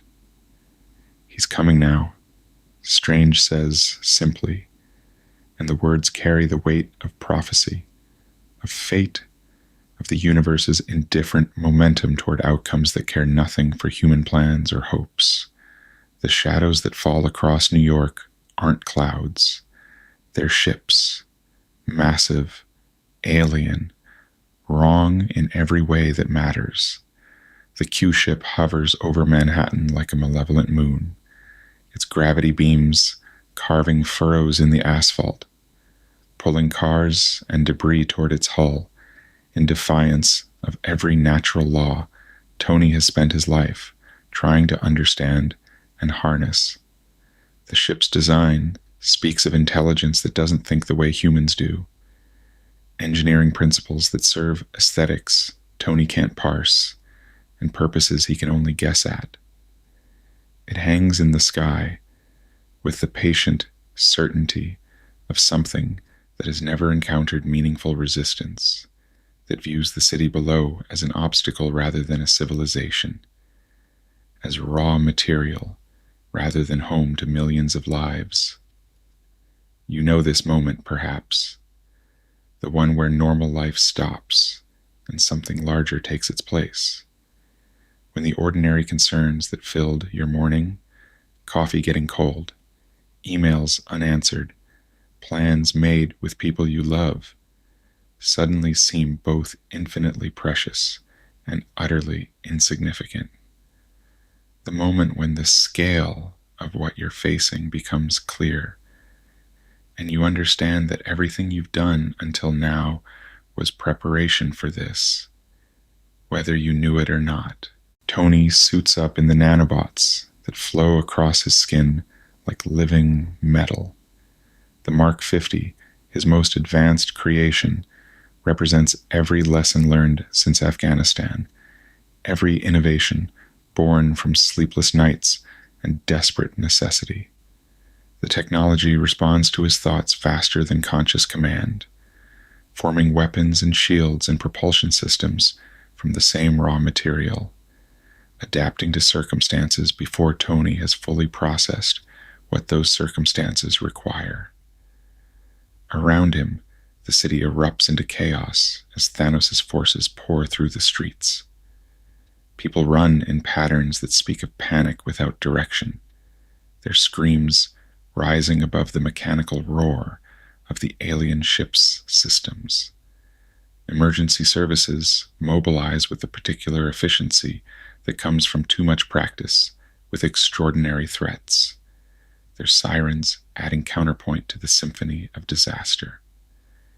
And then Peter Parker swings into frame, red and blue and 17 years old, web-slinging between buildings with the casual audacity of youth. "Mr. Stark, what's the situation?" The voice carries the particular mix of excitement and determination that defines Peter, old enough to understand danger, young enough to believe he can meet it, brilliant enough to be useful, and inexperienced enough to not yet understand the costs that usefulness can carry.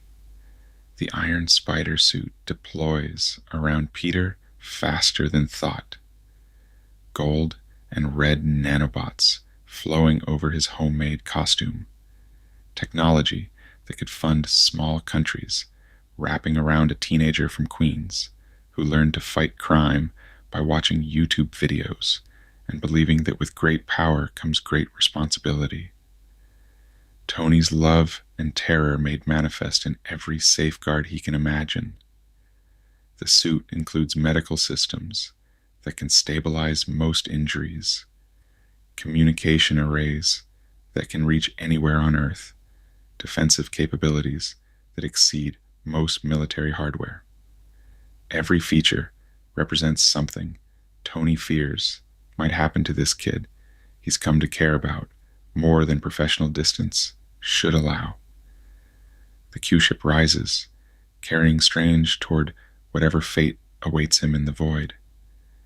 Peter clings to its hull, determined to help despite every instinct in Tony's body screaming at him to send the boy home, to protect him from the consequences of heroism, to preserve at least this one good thing from the cosmic forces that seem determined to take everything that matters. They follow the ship up through atmosphere, through the envelope of Earth's protection, into space where the air grows thin and the stars shine with terrible clarity. The planet falls away below them, a blue marble hanging in darkness, suddenly fragile in ways that become viscerally clear when you're leaving its protection behind. "Pete, you gotta let go. I'm gonna catch you." The words come out steadier than Tony feels, projected through suit speakers that translate his voice into something approximating calm command. Below them, Earth continues to shrink, its familiar geography becoming abstract, its 8 billion inhabitants reduced to a pale blue dot that barely registers against the infinite black. "But you said save the wizard." The boy's voice carries the absolute trust of someone who's never met a problem Tony Stark couldn't solve.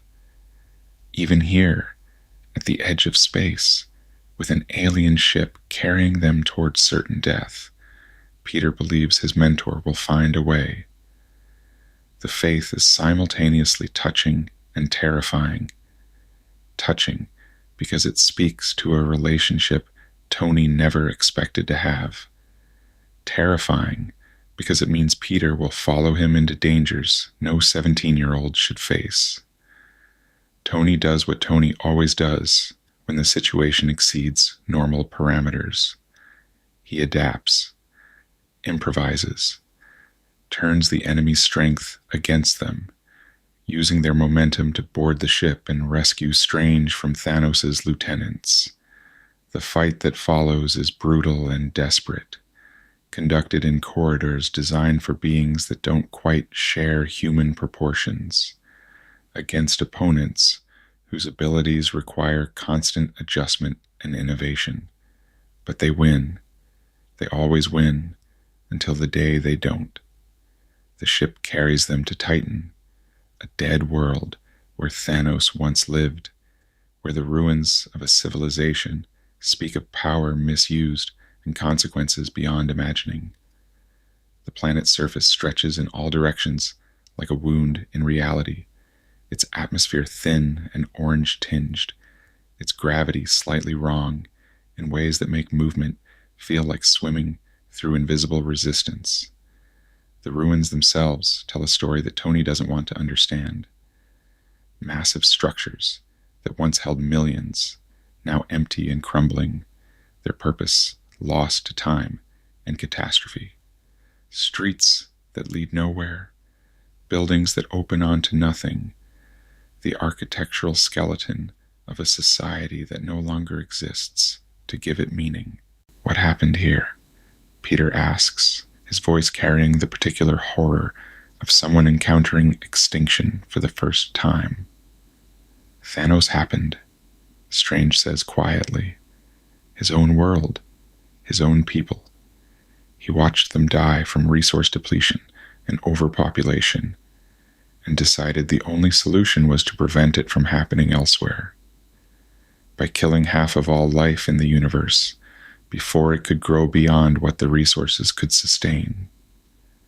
The words settle over them like dust from the dead civilization surrounding them. Thanos isn't a conqueror in any conventional sense, isn't motivated by greed or hatred or the simple desire for power. He's a true believer, someone who's convinced himself that genocide is mercy, that extinction is salvation, that the only way to save life is to destroy half of it. Here they meet the Guardians of the Galaxy, Star-Lord, Drax, Mantis, Nebula, broken people bound together by shared trauma and stubborn hope. The introductions are awkward in the particular way that emerges when two groups of heroes discover they're not the only ones fighting impossible odds.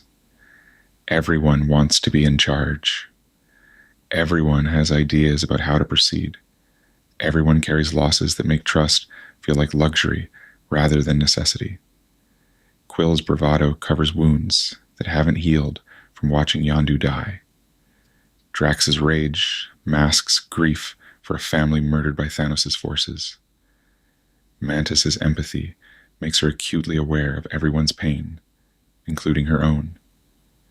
And Nebula, Thanos' daughter, rebuilt and reprogrammed and damaged in ways that go beyond the cybernetic modifications visible on her skin, carries the particular fury of someone who's been hurt by the being they should have been able to trust most.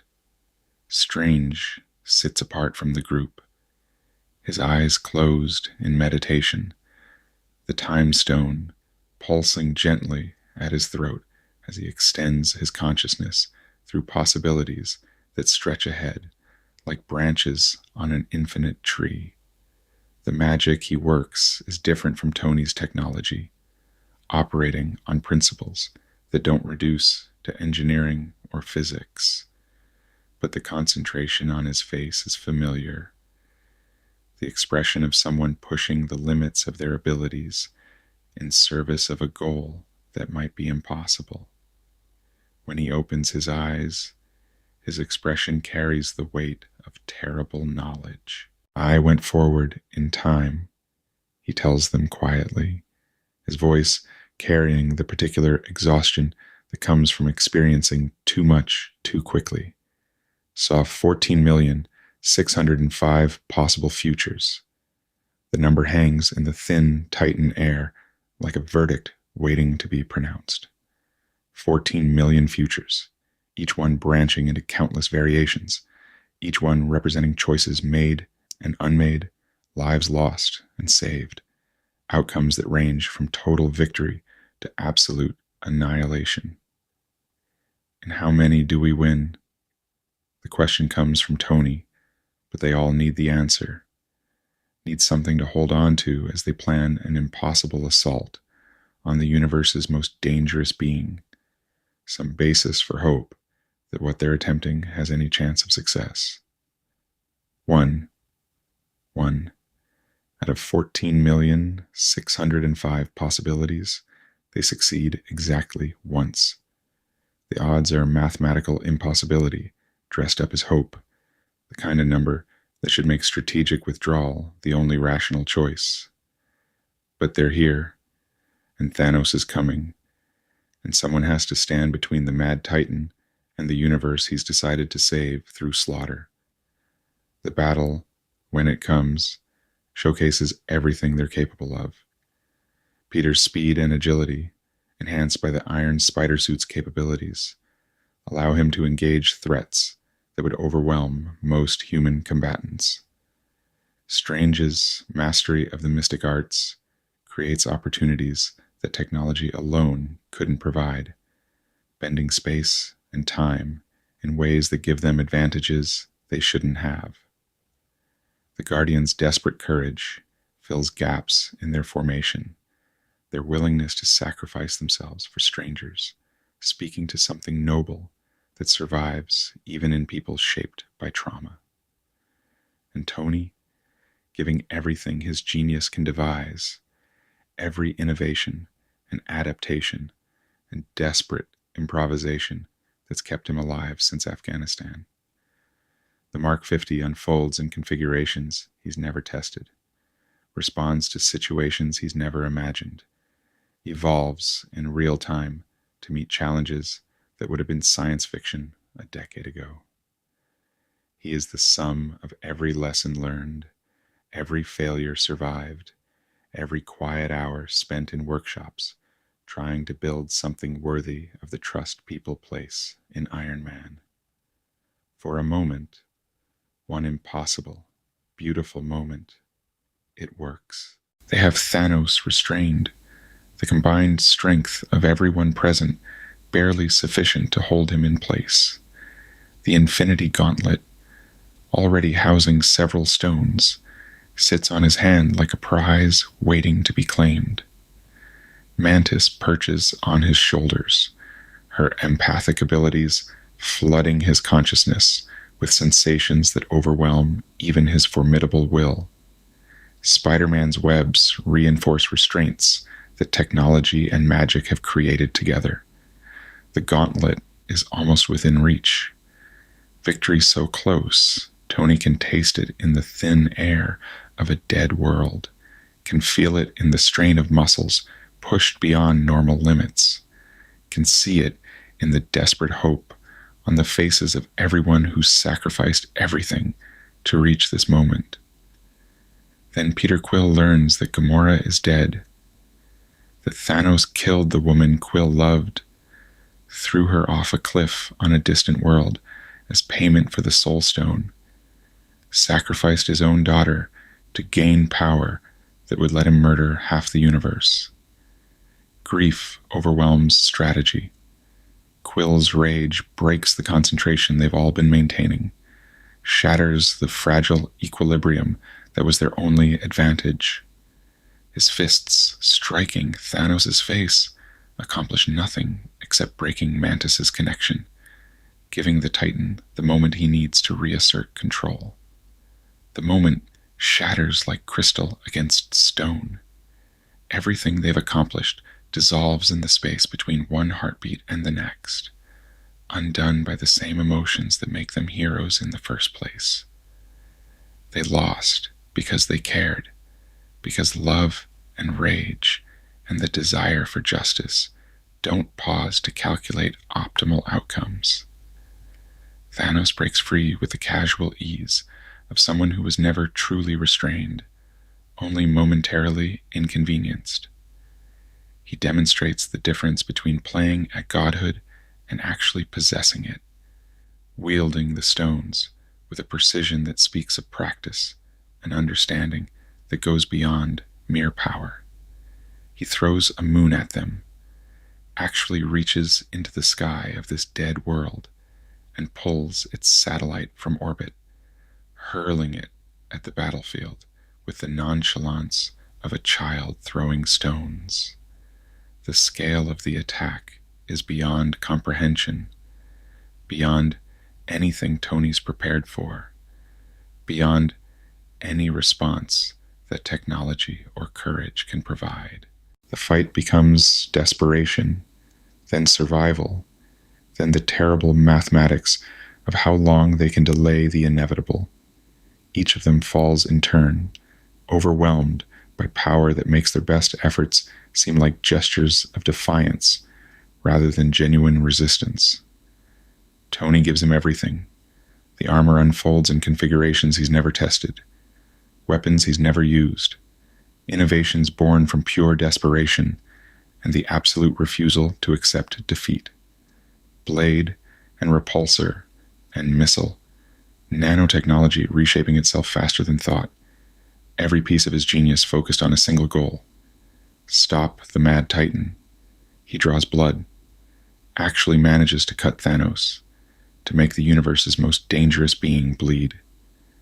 For a heartbeat, Tony Stark, a man in a suit of armor, a genius born on a single planet, someone who should be utterly insignificant against forces that measure their plans in millennia, stands as the equal of a god.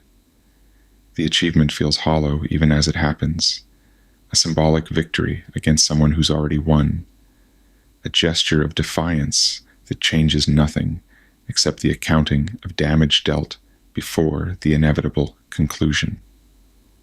All that for a drop of blood. Thanos muses, studying the wound with something that might be respect, or might be the particular amusement that comes from watching someone expend everything they have and still fall short. And then he drives his blade through Tony's abdomen. The pain is immediate and absolute, a sensation that goes beyond physical trauma into something existential.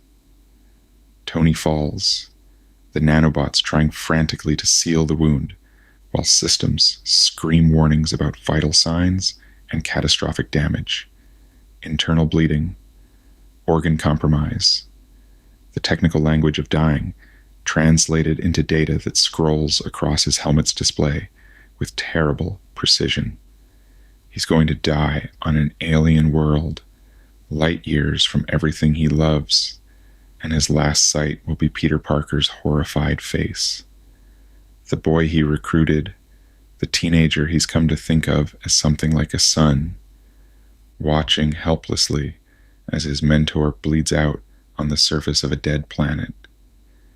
"You have my respect, Stark," Thanos says quietly, and the words carry a weight that speaks of genuine acknowledgement rather than mockery.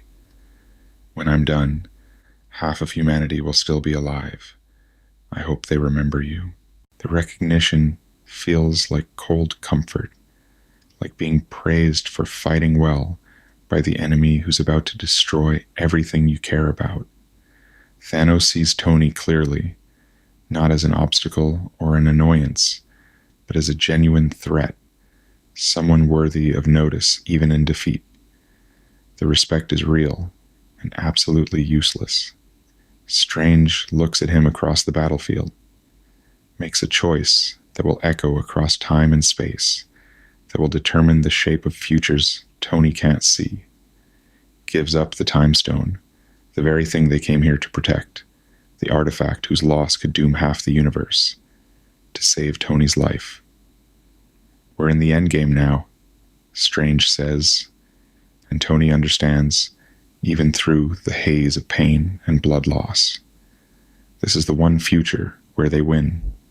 Not today, not here, not in any way that looks like victory, but somewhere ahead, in possibilities Tony can't see. His survival matters. His death here would have meant failure across all possible timelines.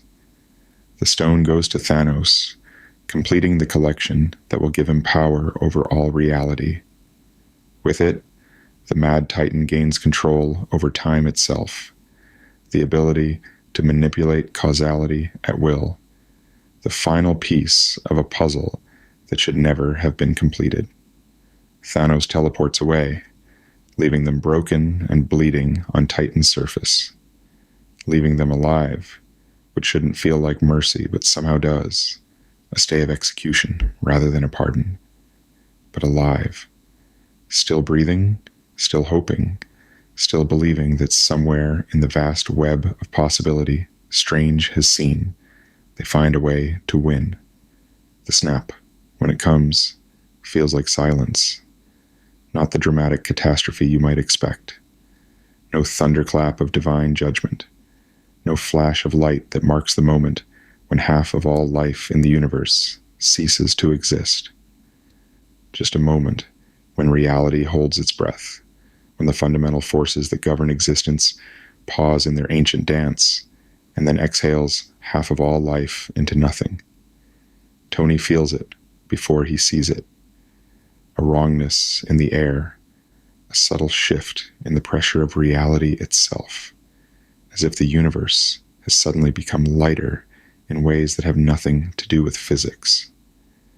The sensation is impossible to describe, like trying to explain color to someone who's never seen, like pointing at the space where something used to be.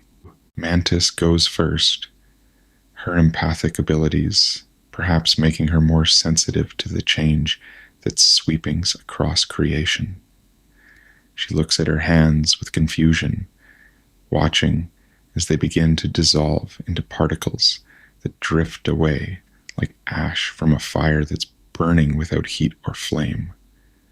Something's happening, she says, her voice carrying wonder rather than fear, as if the sensation of unmakings is too strange to register as death. Then Drax, confusion and acceptance warring on his face as his body follows the same pattern of dissolution. The warrior who spent years seeking revenge for his murdered family, finally joining them, not through the noble death in battle he'd always imagined, but through the random mathematics of universal genocide. Star-Lord reaches for them as his own body begins to dissolve, his expression carrying the particular horror of someone who's lost everything and is now losing himself as well. Quill? Tony calls out, but there's no response, just particles drifting on the thin Titan wind, joining the dust of the civilization that died here long ago. And Peter. Mr. Stark? The boy's voice carries a note Tony's never heard before. Not fear exactly, but something approaching it. Something that suggests Peter's enhanced senses can feel the wrongness in his cells, the unmaking that's already begun at levels too small for human perception. I don't feel so good. 4 words that will echo in Tony's nightmares for however long he is left to dream. Peter stumbles toward him, the iron spider suit flickering as the nanobots begin to lose cohesion, as the technology that was supposed to protect him proves useless against a threat that operates on the level of existence itself. Tony catches him as he falls, holds him as the Spider-Man suit dissolves into nothing, revealing the 17-year-old boy underneath. Peter Parker, who swung into Tony's life with terrible jokes and brilliant insights, and a heart too big for his own good, who believed in heroes because he wanted to be one, who saw the best in people even when they couldn't see it in themselves. The boy clings to him with strength that's already beginning to fade, his fingers gripping Tony's damaged armor as if holding on tight enough might anchor him to existence. The terror in his eyes is absolute and utterly honest. The fear of someone who's too young to have made peace with mortality, who still believes in the fundamental unfairness of dying. I don't know what's happening, Peter says, his voice breaking on each word. I don't know. He collapses against Tony's chest, his body shaking with tremors that have nothing to do with cold or injury. The dissolution is accelerating now, visible in the way his skin seems to lose solidity in the particles that drift away from him with each passing second. I don't want to go, Peter whispers against Tony's armor, his voice small and broken and absolutely devastating in its honesty. I don't want to go, Mr. Stark, please. Please, I don't want to go. Tony can only hold him and watch as the boy who swung into his life, with all the awkward brilliance of youth, dissolves into particles that drift away on Titan's thin wind. Hold him and feel the weight of his body becoming lighter, becoming nothing, becoming absence shaped like a person who deserved better than this. "I'm sorry," Peter says, and the words are the worst part of all. He's apologizing for dying, as if it's somehow his fault, as if he's let Tony down by being unable to resist the power of the Infinity Stones. The weight in Tony's arms becomes nothing. The voice that was saying sorry becomes silence. The boy who believed heroes always find a way becomes ash and memory, and a grief so vast it threatens to swallow everything else. Peter Parker is gone. When it's over, only Tony and Nebula remain. Two broken pieces of machinery on a dead world, surrounded by the absence of everything they tried to save. The silence stretches between them, broken only by the steady hum of Tony's arc reactor and the distant wind that carries nothing but emptiness. Tony sits in the ruins of Titan and stares at the spot where Peter Parker died in his arms. The dust has settled now, indistinguishable from the ancient dust of this dead civilization, mixed with the remains of beings who died millennia ago. Somewhere in that gray powder is everything Peter was: his kindness, his courage, his absolute conviction that being good mattered even when being good was hard. He replays the boy's last words in his mind, unable to stop the loop even when he wants to. The apology that should have been directed at Tony, at the universe, at whatever cruel mathematics decided that a 17-year-old from Queens deserved to die on an alien world while trying to save strangers. The fear that no amount of heroism could overcome. Somewhere across the universe, Thanos sits in a simple hut on a peaceful world and watches the sunrise over a cosmos he believes he's saved. Half of all life is gone. Not dead, Strange will later explain, but simply not. Unmade with a thought and 6 infinity stones, as if they never existed at all, as if the universe is a document that can be edited by anyone with sufficient access privileges. The scope of the loss is beyond comprehension. Billions of beings across thousands of worlds, entire civilizations reduced by half, families shattered in ways that no amount of time or healing can repair. Parents watching children dissolve. Children watching parents become ash. Lovers reaching for each other and finding only empty air where warmth used to be. And here, on Titan, Tony Stark sits with the weight of failure pressing down on him like gravity from a collapsed star. Every decision he's made since Afghanistan has led to this moment, to this silence, to this absolute inability to protect the thing that mattered most. The arc reactor pulses in his chest like a distant star, the only light in the gray dimness of Titan's eternal twilight. Around him, the ruined cities stand as monuments to another civilization that thought it could stand against the infinite, that built wonders and conquered challenges and ultimately proved just as vulnerable as everything else. But Tony Stark is still here, still breathing, still carrying the weight of promises he couldn't keep and children he couldn't save. Strange saved his life for a reason, even if that reason exists only in futures Tony can't see, in possibilities that feel impossibly distant from this moment of absolute defeat. The sun sets over Titan, painting the dead world in colors that would be beautiful if anyone were left to appreciate them. Orange and purple and deep red, the palette of endings and transformations, of days closing and nights beginning. Somewhere in that sunset, in the space between what is and what might be, hope persists. Not the comfortable hope of certain victory, but the harder hope of continuing despite uncertainty, of believing that effort matters even when results are impossible to guarantee. Rest comes hard to those who've watched the universe break. But it comes, eventually, in the space between one heartbeat and the next, in the mechanical rhythm of systems designed to keep a broken man alive, in the stubborn human refusal to surrender hope, even when hope seems like the cruelest joke of all. Somewhere, in possibility and time and the infinite spaces between heartbeats, this isn't over.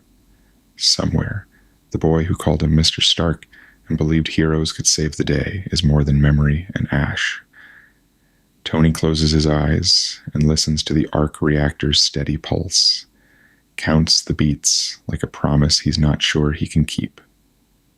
But he'll try, because that's what heroes do, even when heroism feels like faith without evidence, like love without object, like the simple, stubborn refusal to accept that the worst outcome is the final one.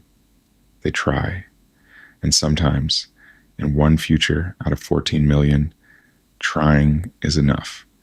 The night settles over Titan like a blanket, cold and empty and waiting.